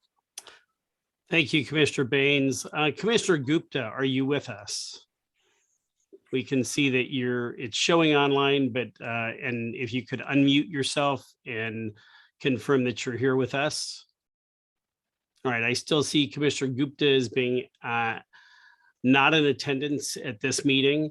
Let me look through the list. Commissioner Patel. Yes. I want to give you an opportunity to weigh in before we move into the specific business topics there. No, I definitely want to thank everyone who presented. It was great to kind of get the full timeline of how things went about and how we got to where we are today. I think that we have the information we need to make a recommendation. One question I have is, can we make suggestions for actions for City Council to take a look on either the environmental report or any other? I believe that we have the ability to do that, and I have heard from a couple of council members that they're very open to hearing the thoughts from the Airport Commission, and that was one of the reasons that it was sent back. Also, it was sent back because we didn't have all the information available to us at the time. So I believe that that is able for us to do this evening. Okay, so then one of the suggestions, I guess, when we get to it would be maybe to have the city attorney and to double check all the agreements to make sure that we do have the authority for Clear Channel to do this without going through an RFP process. Okay, I've made a note of that as we get to that point. Anything else from you, sir? And then I guess the other suggestion would be on the EIR to double check with Lick Observatory on the hours of when they would prefer the billboards to be turned off, whether it be 11 rather than midnight or 11:30 rather than midnight. Just to maybe help them out or get an extra hour of research in. Great. Anything else, sir? No, that's all. Thank you. All right. Bear with me. I'm going through the list here. I come to Commissioner Hendrix.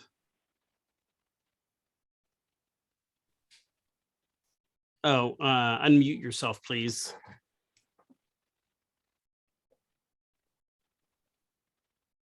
How's that? Can you hear me? Now I can hear you. Yes, ma'am. Go ahead. Okay. So I want to also thank all the presenters tonight, including city staff. I got more information tonight than we have in the past.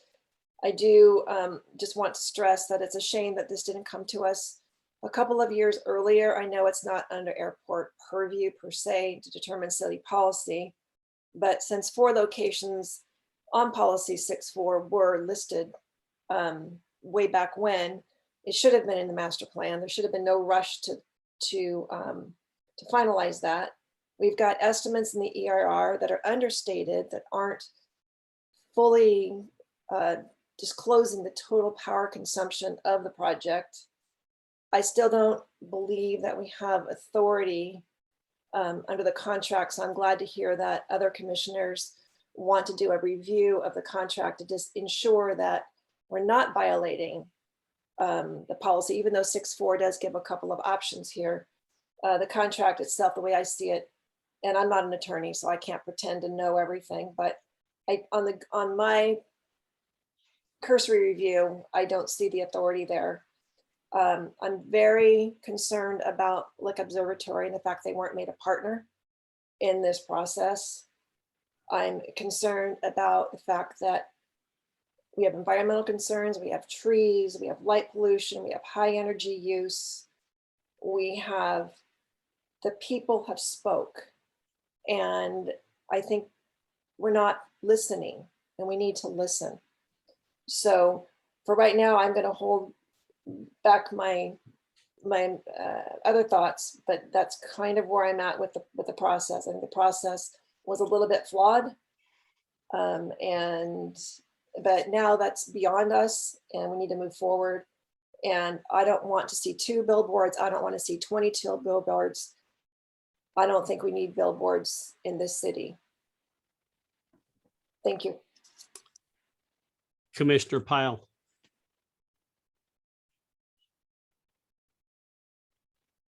Commissioner Pyle, you'll need to unmute yourself. Yeah, sorry about that. I had to get my thing. And I want to reiterate or just amplify what was said about the effort that went in here by staff, by all the presenters. And that it takes a lot of time to do that, especially answering, all these crazy questions. And I also want to thank the public. I saw in over 100 emails, I think 104 is what I counted, with a lot of things that I hadn't thought of.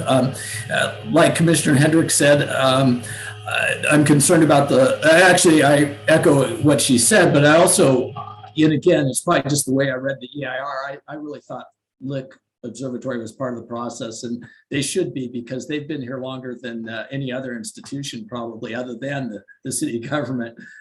Clearly they've been here longer than Lights, I think, have been here.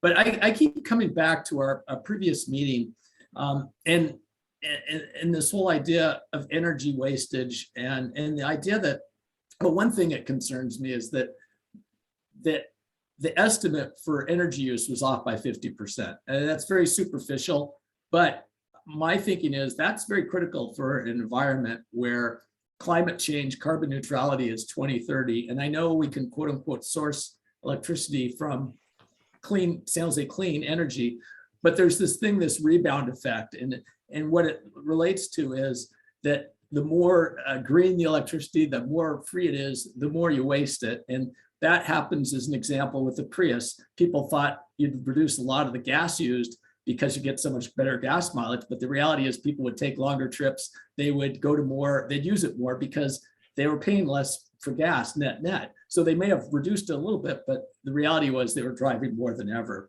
And I think this is an example of that. So like my friend Brian Zonstucker, a power engineer, says, the best watt is the one that's not used. So I keep going back to that, which leads to Mr. Keon's comments from the previous meeting, where he stated that, and I want to get the quote, he says, for CEQA, how we evaluate the project is if it will result in the wasteful use of energy. If the design of the project is in such a way that it would result in the wasteful use of energy, then that would be a significant impact.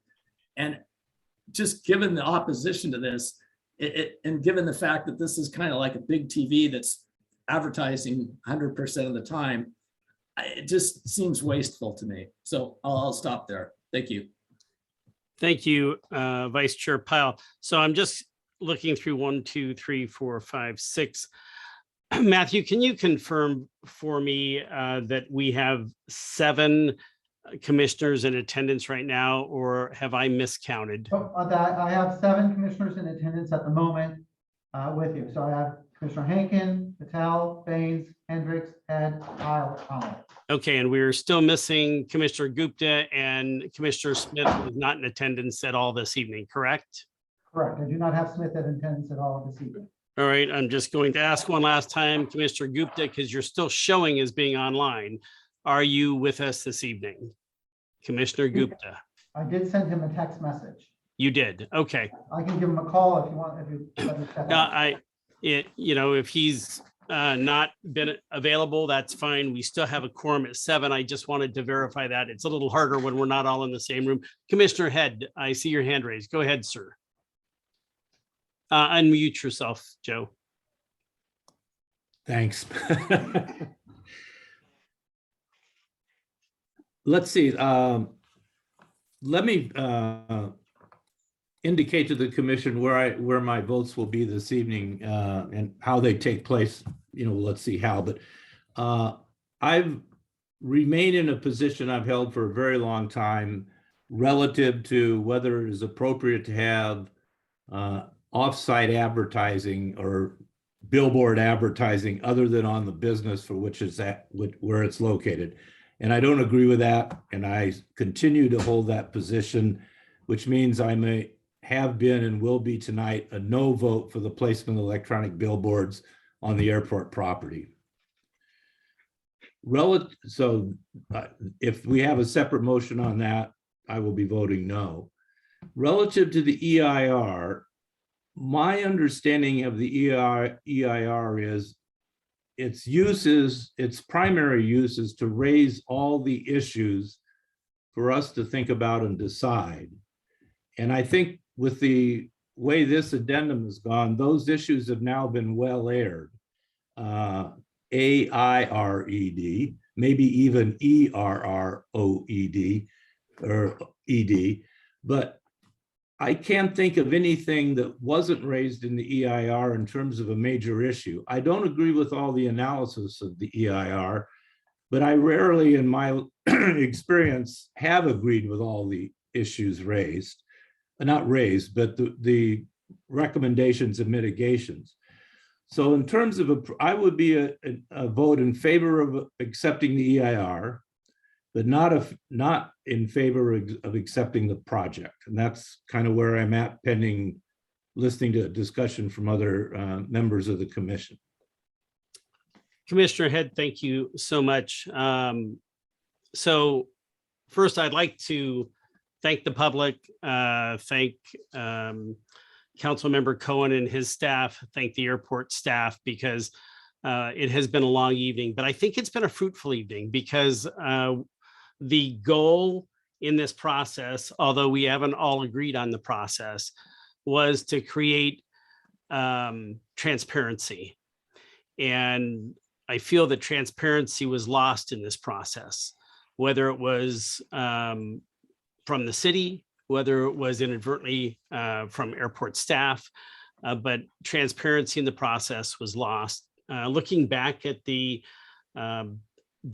billboard changes that took place some years back, it was very, I'm going to say very suspect, because even today, when you go back to the city's archives and you pull up the alleged study for 6-4, you'll find that there is a yellow highlight in the city records.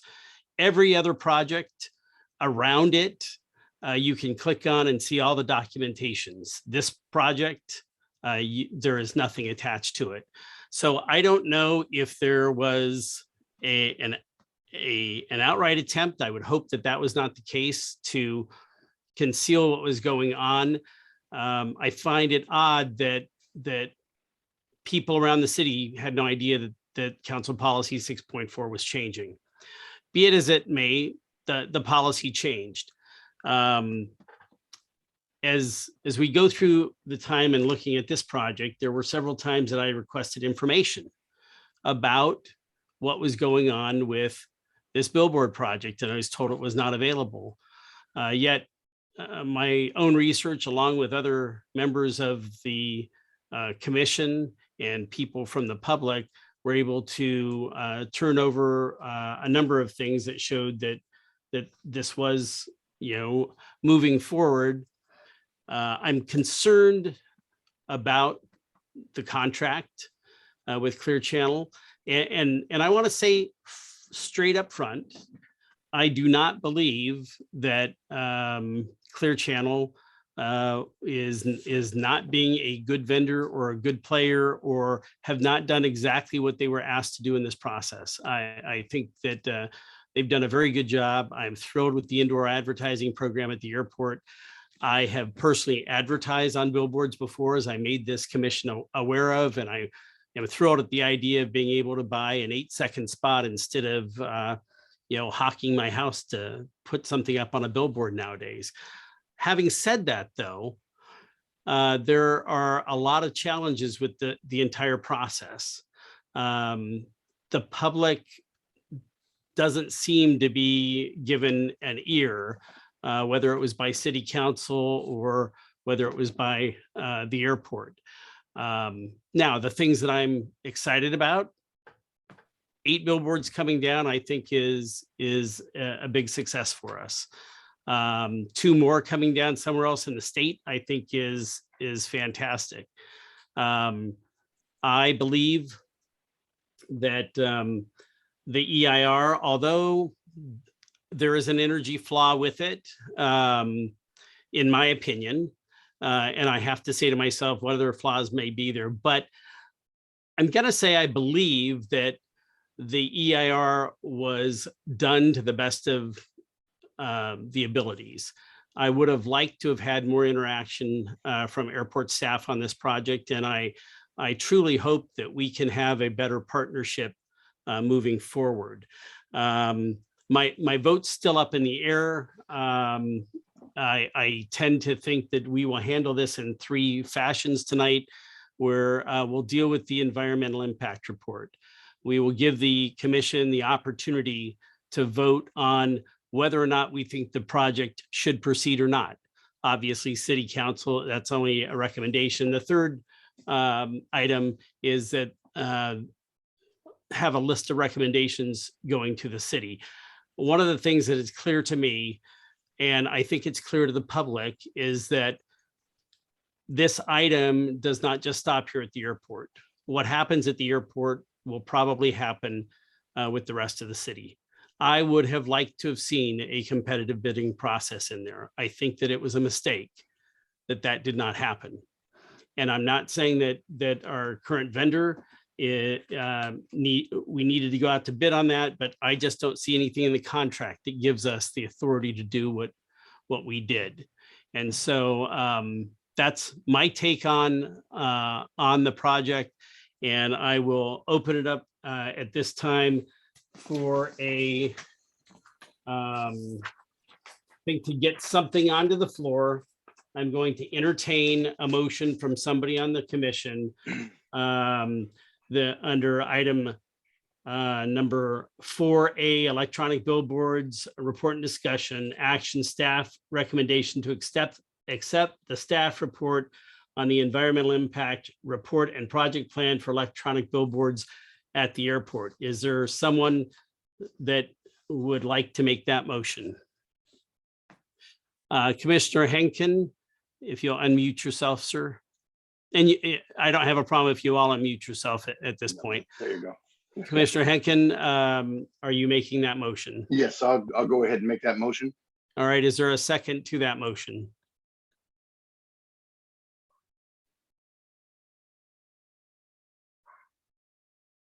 Question? Yes, sir. Is this a motion to approve is this just an EIR focused motion, or is it both? This is only an EIR focused motion. We have been asked to take action on the staff recommendation to accept the staff report on the environmental impact report. Although it says and project plan for electronic billboards. So I'm going to back this up. I can revise the motion if you want to be specific. Yes, sir. Would you revise the motion, please? Okay. Make a motion that the commission accept and recommend that the city council approve the amendment to the Norman J. Mineta San Jose International Master Plan Environmental Impact Report. All right. Commissioner Head, you'll have to unmute yourself, sir. I'll second that. All right. There's a motion and a second on the floor. Matthew, did you get that motion? I did. So motion to accept the amendment to the master plan environmental impact report. Okay, so that is the motion on the floor. I open the floor now to discussion on that motion.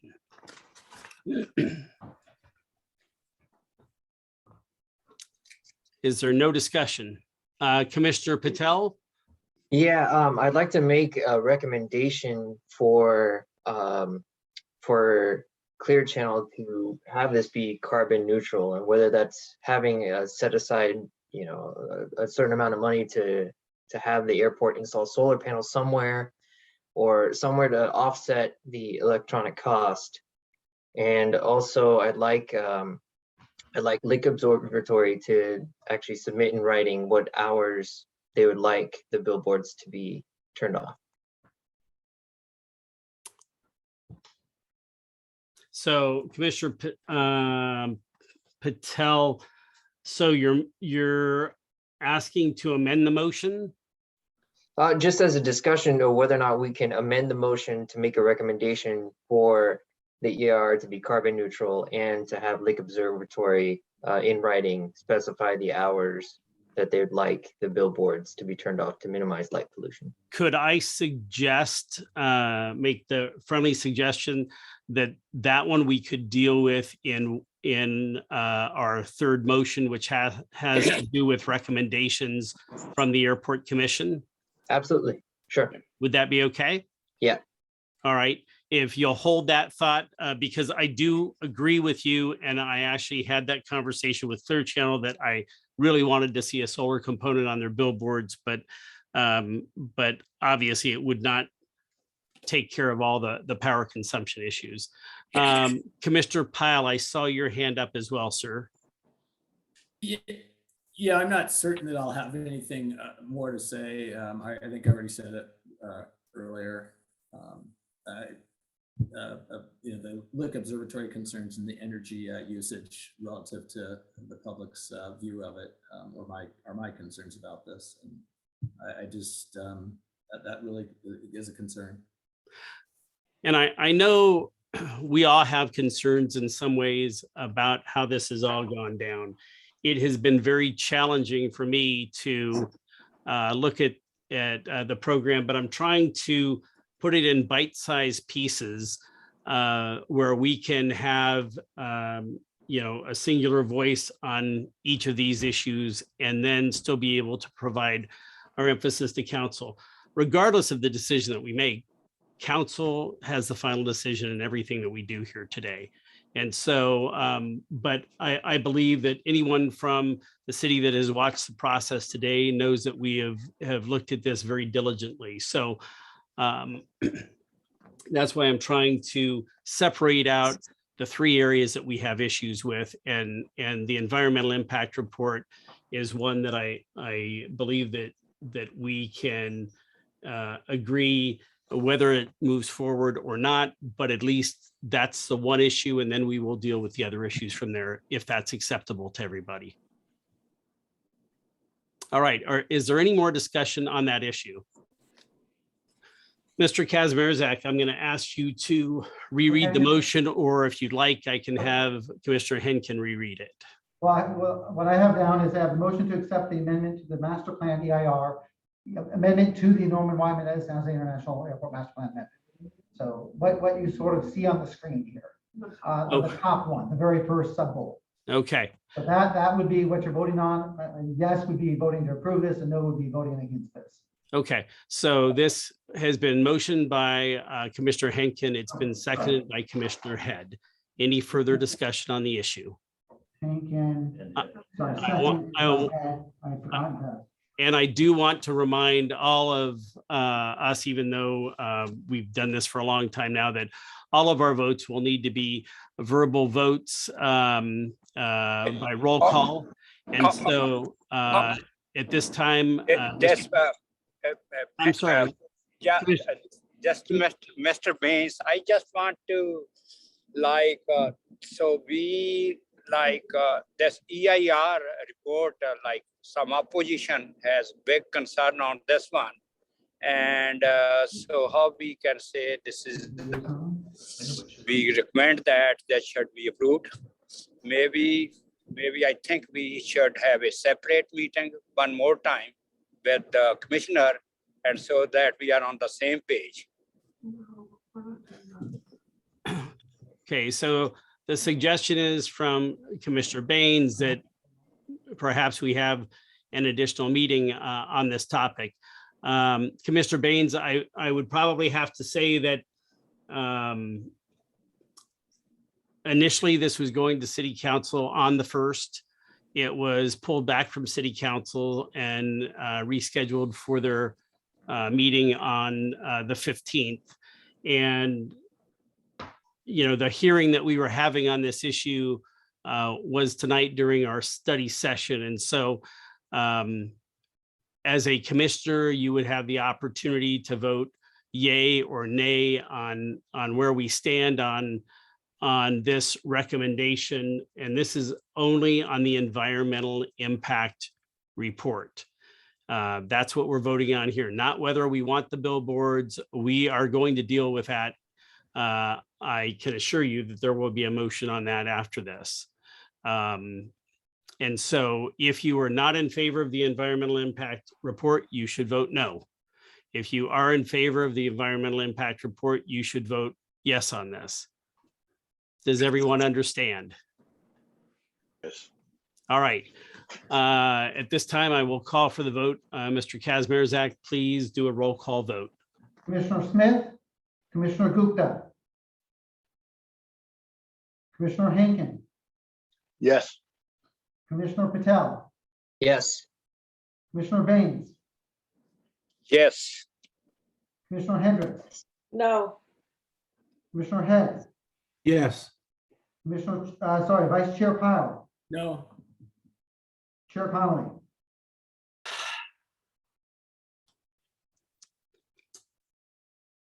Chair Connolly. Yes. You have a 5-2 passes. 5-2, the environmental impact report passes and will be forwarded on to City Council. At this time, and I know that this was a tough decision for many of us to have to separate out, but I think that this is the right way to do this. The next item is to look at whether or not we as a commission support this airport billboard project and whether or not we want to see it proceed. So I will open the floor for a motion from any member of the commission to do so at this time.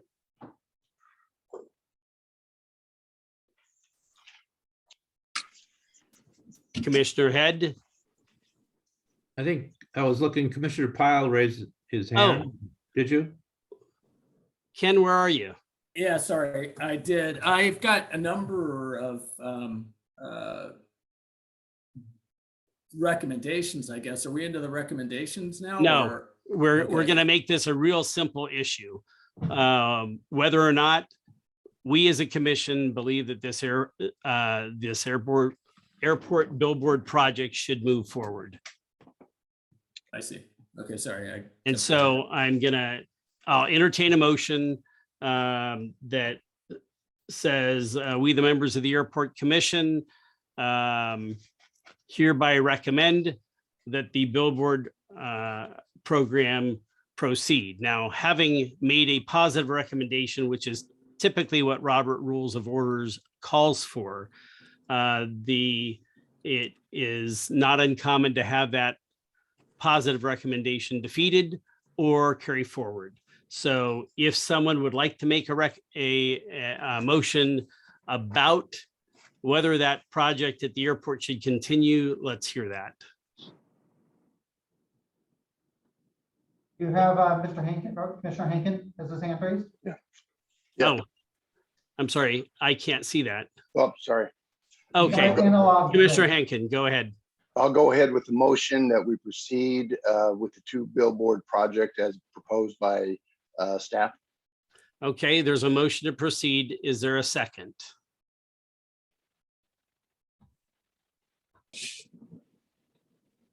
That's going to die for lack of a second. Is there a motion on the floor not to proceed with the billboard project at San Jose International Airport? So moved. Commissioner Head so moves that we do not proceed. We recommend to City Council not to proceed with the billboard project at Manetta San Jose International Airport. Commissioner Pyle, is that a second? Yes. Commissioner Pyle has seconded that. I will open it up for discussions. Chair Connolly, can I speak for a second? Yes, sir, you may. I wonder if going down this path, whether your intent is to vote to not to proceed with the airport project or to not support the recent change of policy 6-4. Whether it's this billboard or the billboards, I don't know how much success you'll have communicating to the council, but if your intent is to be larger than the 2 billboards on 101 or not, it doesn't matter to me. You're voting against my billboards. I'm just putting that out as an opportunity. If that's how you wanted to voice your concerns for the community. I think as I looked at this, my intent was to take into consideration everything that we've gathered through the process, and also to then, after we take this vote, to then put our recommendations to city council if they choose to move forward with the projects, which they more than likely will.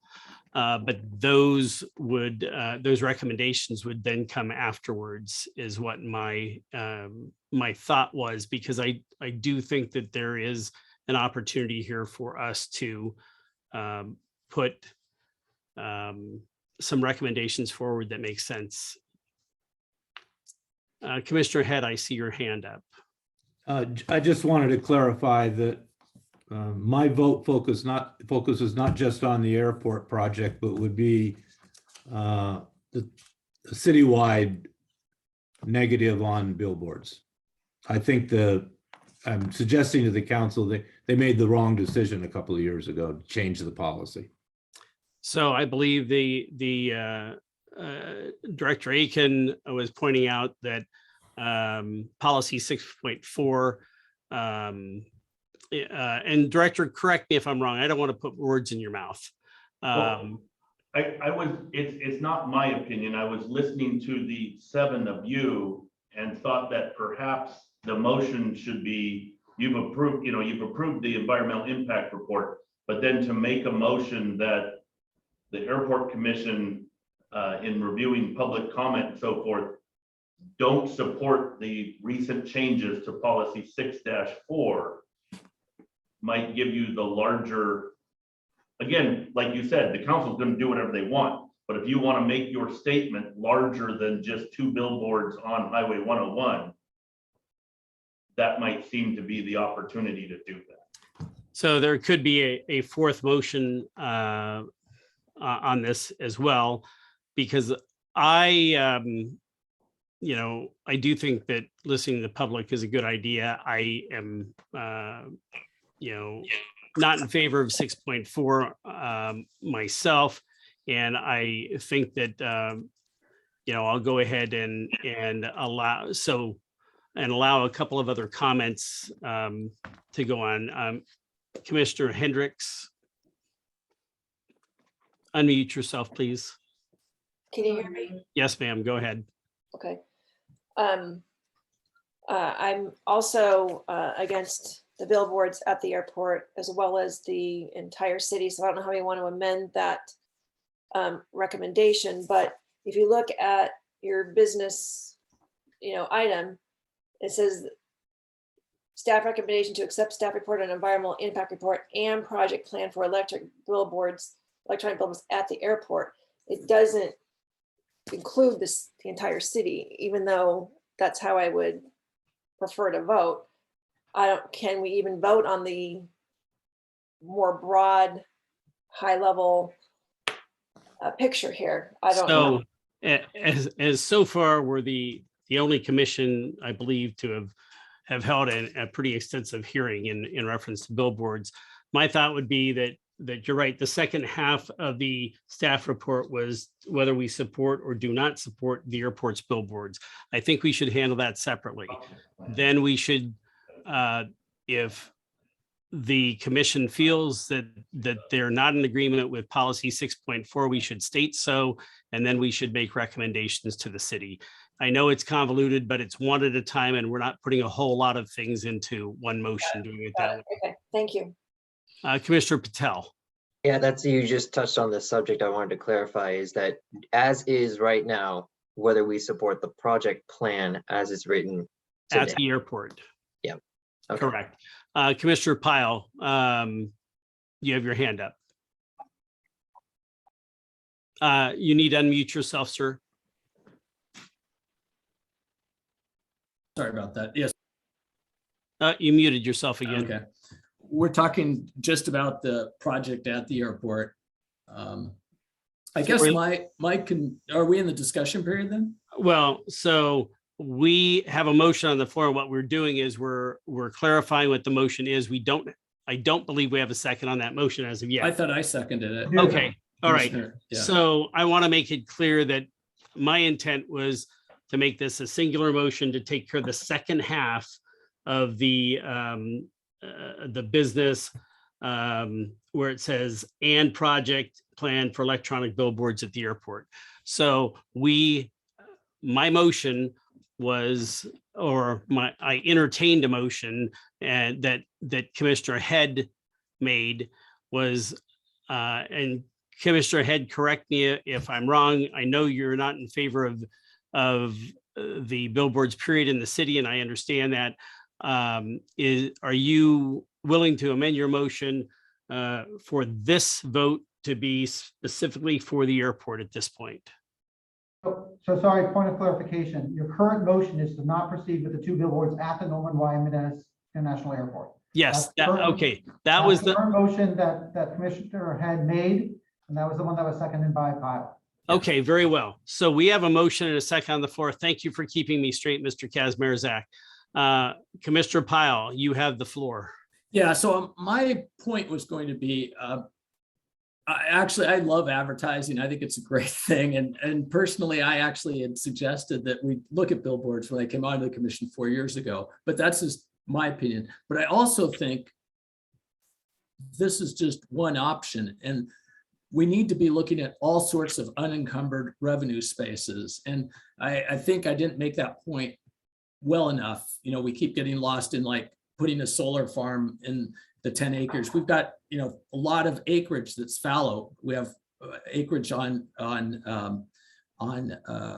Coleman. So what other sources of unencumbered revenue can we have? This was just one option. There's lots that are in the airport master plan, like hotels, great things that clearly have less definition and are much more complex than these billboards. So I still contend that these should have been part of that at some level, but and probably it would have just gone through. So those are my concerns about this project, that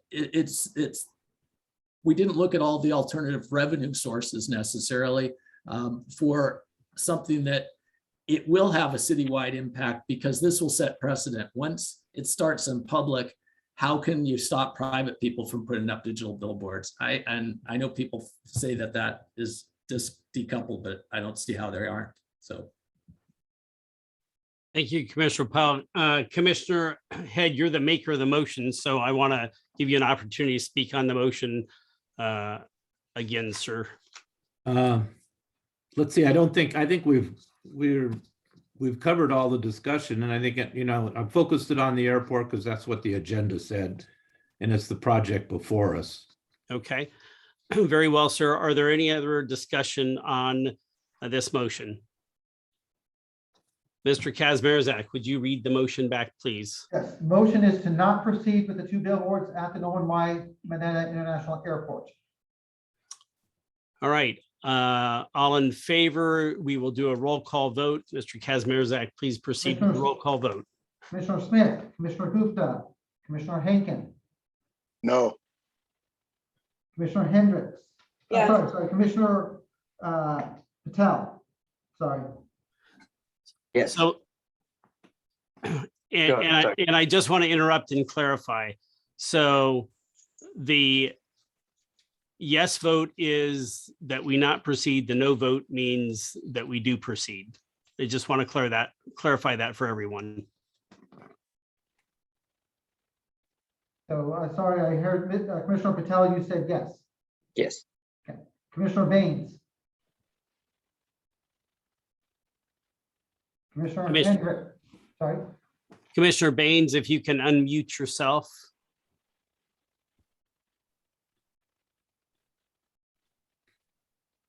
All right, proceed. We've lost Commissioner Baines.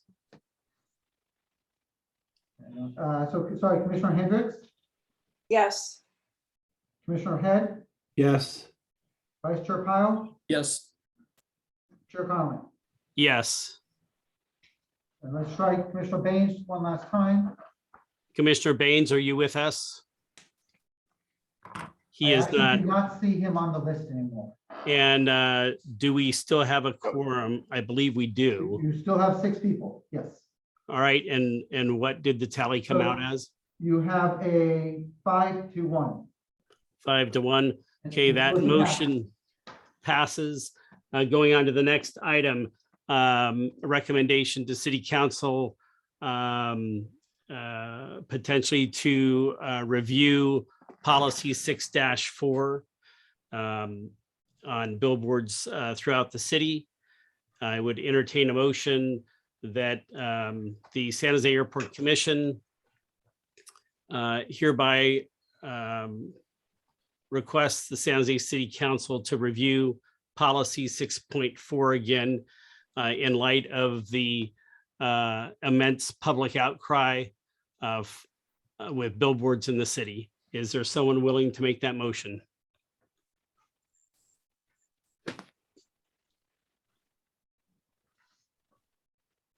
Oh, I'm sorry, Commissioner Pyle, I didn't see your hand up. Go ahead, Commissioner Pyle. I'll make the motion you just made to evaluate policy 6-4.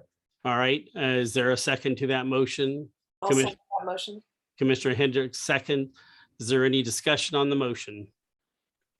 We're making all of our recommendations one at a time, or are we kind of? No, there's a group of recommendations we're going to get to next. Okay, perfect.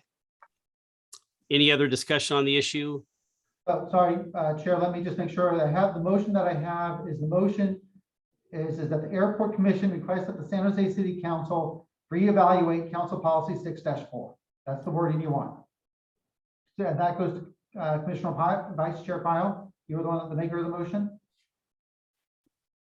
Yes. How do I do this? Yeah, so that is the language you want. So, And so, Mr. Hendrix, you are the second? I just wanted to add possibly in view of public opposition to billboards in the city of San Jose. Commissioner Pyle, are you willing to amend your motion? Yes. Okay, the motion. Public opposition to billboards in San Jose. Yes. Correct. So if you could read I wanna that make sure I'm back. capturing it properly. No, I appreciate that, Mr. Kazmierzak. Could you read that back to us, please? Motion of the Airport Commission requests that the San Jose City Council reevaluate Council Policy 6-4 in view of public opposition to billboards in San Jose. Commissioner Pyle, are we good with that? Sorry, But there's one more part to that. I think Title 23 deals with signs as well. So I think they kind of go hand in hand. If you're going to look at 6-4, you should probably look at Title 23. Commissioner Pyle, are you willing to amend to add Title 23? I am willing to. All right, that's been added. What's Title 23? It had to do with, well, Matthew, you could probably answer that. so I don't know what Title 23 is. I've not looked at it for this meeting. Okay, well, it has to do with, I could Come look. on, you know everything, Matthew. And I trust you, Kathy. Is it a state law or a city law? It's city policy. City ordinance or? I believe it was yeah, Title 23. San Jose. I believe Kathy, because Wow, Can I make a you're really up suggestion on that it, you could- Kathy. you can Sign make it- ordinance. Okay, I've got it right here. It says, as described in general provisions of Title 23 of the San Jose Municipal Code, the sign ordinance is intended to promote aesthetically pleasing environment. Signs are an important and necessary means. So that would be the correct section, Okay. title number 23. Thank you very much. No, thank you, Kathy. I would not have known that.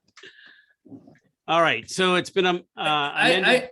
I wonder if we should also add in there that it also should be, the policy 6-4 should be reviewed and updated to reflect today's reality regarding San Jose's climate and Vision Zero priorities as well. Because I think that may have changed. Oh, clearly the climate did, because there was this policy on that about a month ago. Okay, so let's work together with Mr. Kazmierzak there so we can incorporate this appropriately. So our motion is cohesive. Okay, so I have to reevaluate Council Policy 6-4 and Title 23 of the San Jose Municipal Code in view of public opposition to billboards in San Jose. What was the? It should be reviewed and updated to, it should also be reviewed and updated to reflect today's reality regarding, or today's policies regarding San Jose's climate and Vision Zero priorities. Or there's probably that priorities could be probably policies or something, but then I think you have policies twice in the sentence. And so sorry, and San Jose, sorry, give me that one. Climate and Vision Zero policies. Climate and Vision Zero policy. Yeah. Or policies, I guess, right? They're two different things. Policy, sure, policies. Okay. So let me read what I have from you on this. As I said, the Airport Commission requests that the San Jose City Council reevaluate Council Policy 6-4 and Title 23 of the San Jose Municipal Code in view of public opposition to billboards in San Jose and San Jose's climate and Vision Zero policies. That's what I have. Is that acceptable to the seconder as well? Yes. Okay. Okay, so we have the motion on the floor. A yay vote approves the motion, the You have some recommendation. hands raised? What's for that? comment? You have some hands raised? Commissioner Hendrix. That's a mistake. Sorry. Okay, go ahead. Commissioner Henkin. Okay, thank you. Again, I'm going to be voting no on this, only not, again, a purview of 6-4. I think our view of 6-4 certainly is a recommendation, could be the council, and I do appreciate all the public input. That is something certainly to be considered. But I got to say, I'm concerned that we are really, and I'll go back and use the word again, out of our purview in making some of these recommendations. We're here tonight with a specific, I think, role of looking at an EIR per se, and how that's going to be moving forward. And again, certainly we can do what we want, but I think we're really getting outside our area. On the airport, we have making some recommendations. Citywide, I'm not sure if we should be going there as well. So, and again, I'm not going to be here and say I'm a supporter of billboards all over the city. I'm not. But I have some concerns with how the direction this is going. So I'll be voting no on this. Thank you, Commissioner Henkin. Any other discussion on this topic? All right, all in favor indicate by saying yes when the roll call votes occurs. Those that are opposed to the motion say no. Mr. Kazmierzak, go ahead. Thank you. The motion is Airport Commission requests that the San Jose City Council reevaluate the council policy 6-4 and Title 23 of the San Jose Municipal Code in view of opposition to billboards in San Jose and San Jose's climate and Vision Zero policies is the motion. So Commissioner Smith, Commissioner Gupta, Commissioner Henkin. No. Commissioner Patel. Yes. Commissioner Baines. Commissioner Hendricks. Yes. Commissioner Head. Yes. Vice Chair Pyle. Yes. Chair Conley. Yes. Motion passes. Okay, motion passes. Moving on, Commissioner Vice Chair Pyle, can you share a screen on possible recommendations that we can work on? We did start a list based on some of the input that was coming in. Do you have that available? You need to unmute yourself, sir. Am I sharing? Yes, go ahead and share. So potential recommendations from the Airport Commission. I think bullet 2 is already covered. You know, I do like the idea of finding multiple ways to generate revenue. That's a potential recommendation. You know, and again, this is probably out of the airport purview, and I think that's something that, you know, is something to be considered. But you know, enforcing illegally constructed billboards, whether we discuss that, and then if they, and I think this was mentioned by Commissioner Patel, the idea of green power mitigation above and beyond San Jose Clean Energy, and then these other bullets. I think at this point, the airport master plan is probably beyond us, and then they're an RFP process. So I do question myself on the whole contract authority. I'm really struggling with that. I've spent a lot of hours looking through the contract. I know that other commission members have as well. And so, Commissioner Head.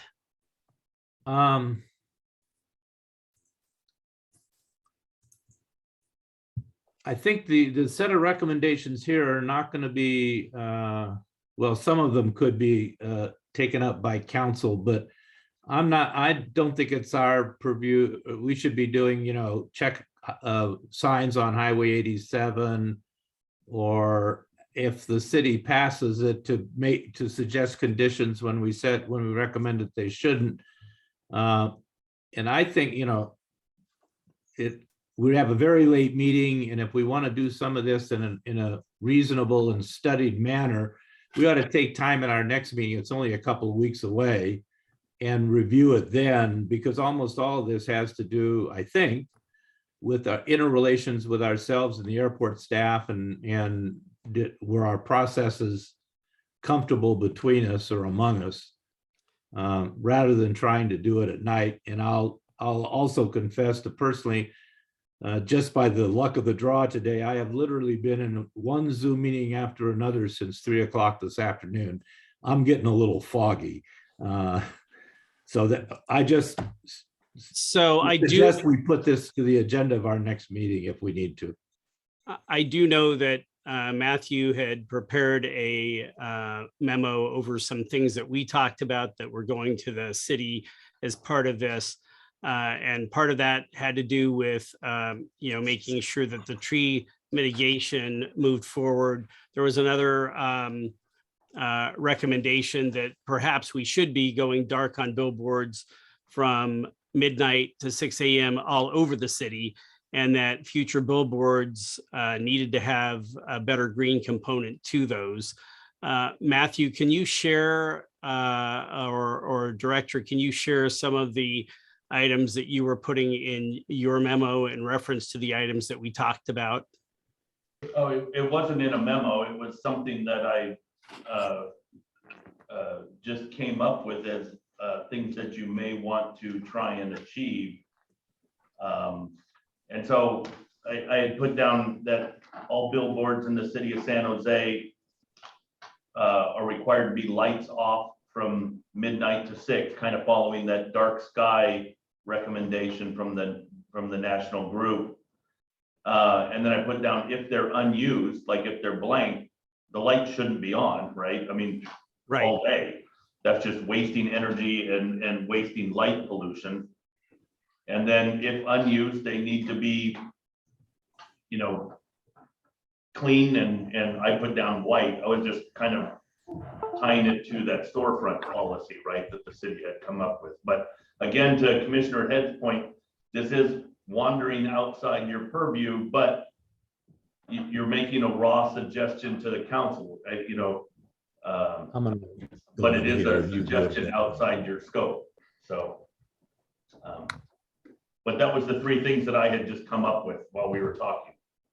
Okay, and then let's see, Ken, were there a couple of other things on there that that was in that list? No, that was all I had. I can share it again, but yeah. The dark skies from midnight to 6 a.m.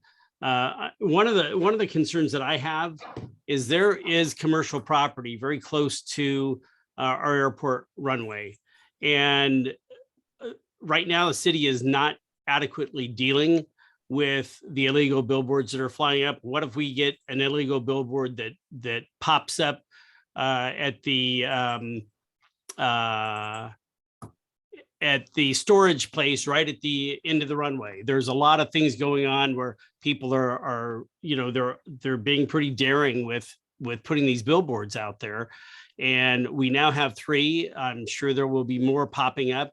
And so, the city really does need to take a stance against the illegal billboards that are popping up. And I definitely don't want to see one pop up that is going to interfere in our flight paths.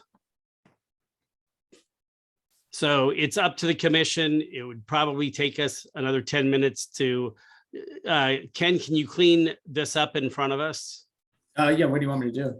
Well, you said we've already taken 6.4 Oh. out of there, so take Yeah. 6.4 out because we already voted on that, okay?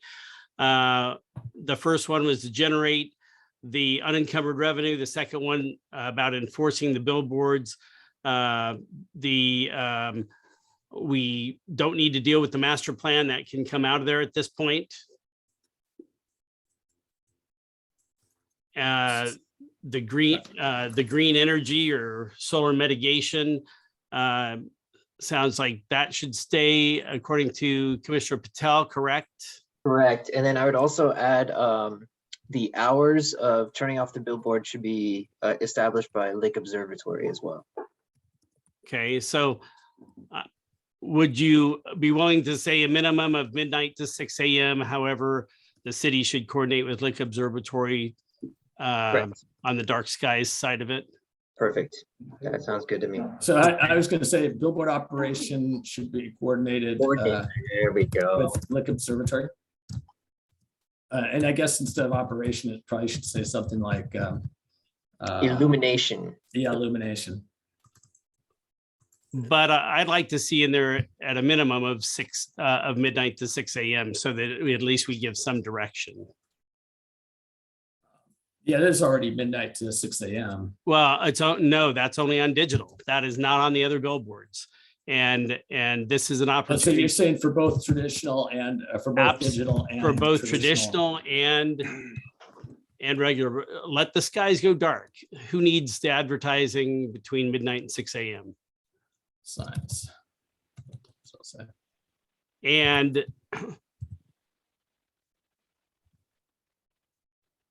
I do believe the city needs to look at the RFP process, and I'm not certain that what happened this time with the airport was what it should be.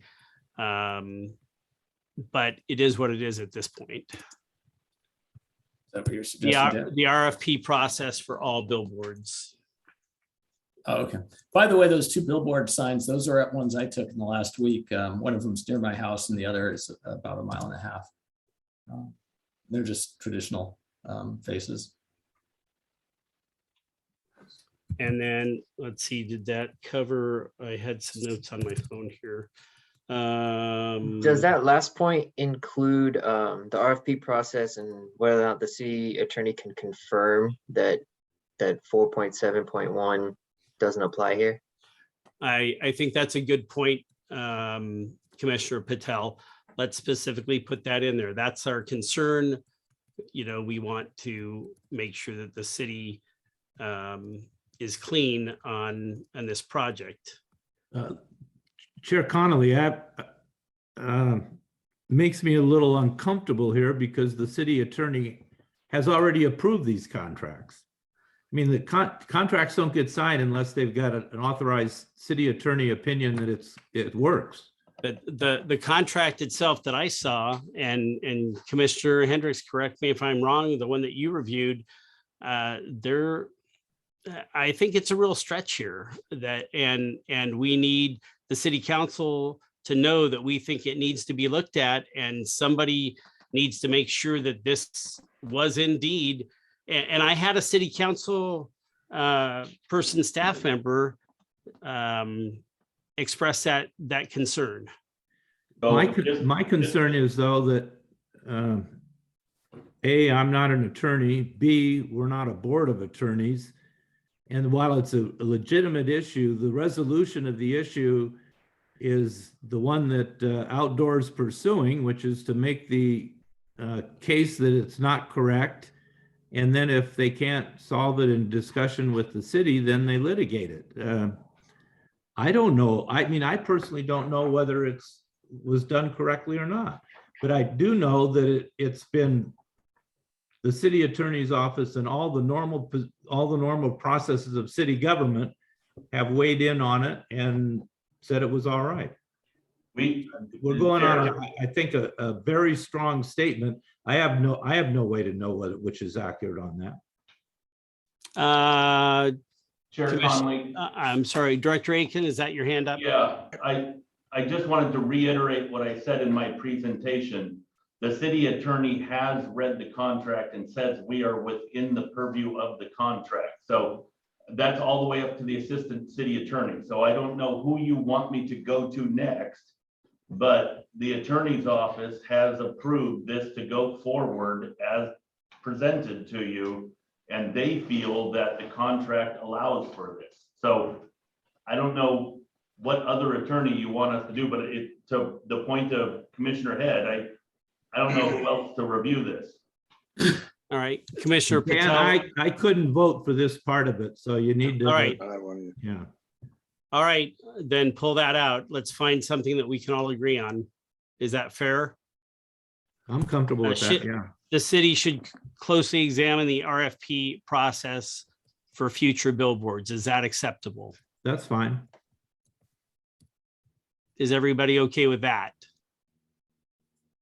All right, so we have the airport study, multiple ways to generate unencumbered revenue beyond digital billboards, i.e. solar farms, property development, etc. City should be enforcing illegally constructed digital billboards. Examples are Highway 87, 101, and 80, as well as those billboards that are blighted. If the city proceeds with the digital billboard proposal, then green mitigation above and beyond San Jose clean energy is recommended. So let's add, all these are recommendations. Okay. So yeah. Billboard illumination and operation times should be coordinated with Lick Observatory for both digital and traditional billboards, but I still would like to have a say in there. In no event Should it be any worse than it is now? Or dark hours between midnight and 6 a.m. at a minimum. And the city should closely examine the RFP process for future billboards. Is that something that we can all agree? Oh, I'm sorry, Commissioner Henkin, I did not see your hand up. Speak up if I don't see you. It's getting late. Yeah, no problem. And going back to just a real quick question, I agree with Commissioner Head, and it's my feeling as well. I keep saying it. I think we're well outside our purview and should rein it back in a bit. But I think the question was, posed to Director Aitken is, when your attorneys looked at it, was it in compliance and consistent with the policy 6-4? I mean, that's what it is, what we heard tonight from, I guess, the opposing counsel, if you will, is that was the rub, because the next paragraph after that seemed like it was in compliance. Is there any sort of input on that one? Because I think that's where the sort of question lies, really. So we did remove that from the recommendations. And can someone answer Commissioner Hankins? And I'm not suggesting it goes back in. It was just more of some of the commissioners were asking that question. Okay. Are you satisfied that that's been removed, Commissioner Henkin, Commissioner Head? Yes. Okay. And I do realize we're a little beyond our purview. However, I don't think there's anything wrong with sending something back. We're the only real entity that has heard the public concern on this. So, and the city council can wad it up and throw it away if they want to. They may take some of our suggestions. And so is there any other recommendations that the commission feels they'd like to make? All right, I'll entertain a motion to make these recommendations to the city council from the San Jose Airport Commission. Can I have a motion to that effect? Or I'm sorry, to San Jose City Council from the San Jose Airport Commission. Do I have a motion for that?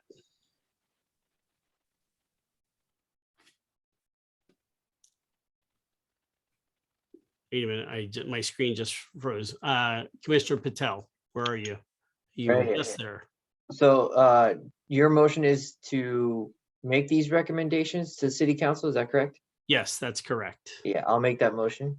All right, is there a second to that motion?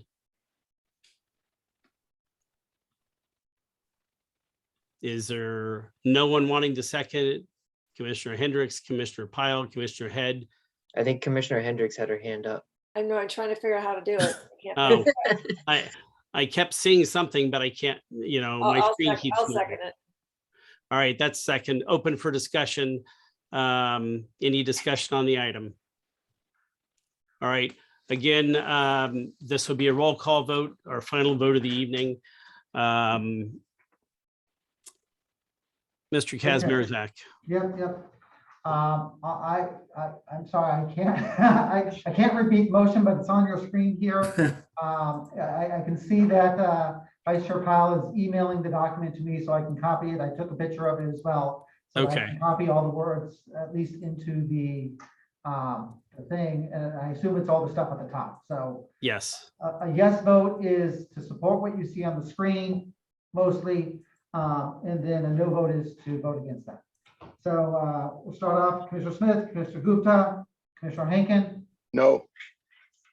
Commissioner Patel, Yes. Commissioner Baines, Commissioner Hendrix, Yes. Commissioner Head, Yes. Vice Chair Pyle, Yes. Chair Conley. Yes. 5-1, motion passes. All right, very well.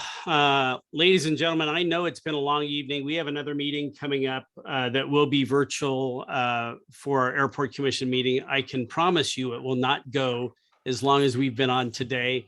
I do want to give you an opportunity if there's any other announcements from staff. Let me just ask, is there a date on the firehouse opening, Director? March 30th. March 30th. That's when the celebration part is. They may move in before that, but March 30th is the opening event. Okay, I just wanted to make sure that we weren't going to have something happen between now and our next meeting so that we would miss that. So we've got plenty of time to cover that at our next meeting. I truly want to thank staff. Oh, Matthew, I see a hand. Yeah, sorry, I just want to, please reach out to me on the vaccine email I sent out to you today. The city of San Jose does require that I ask and then visually see your vaccine stuff and document it when the emergency order by the governor expires. So just want to reference that for everyone. Thank you. All right. Thank you. So again, it's been a long evening. You've all hung in there very well. Want to thank everyone who has participated tonight. Director, thank you to you and your staff for the Herculean job that you did.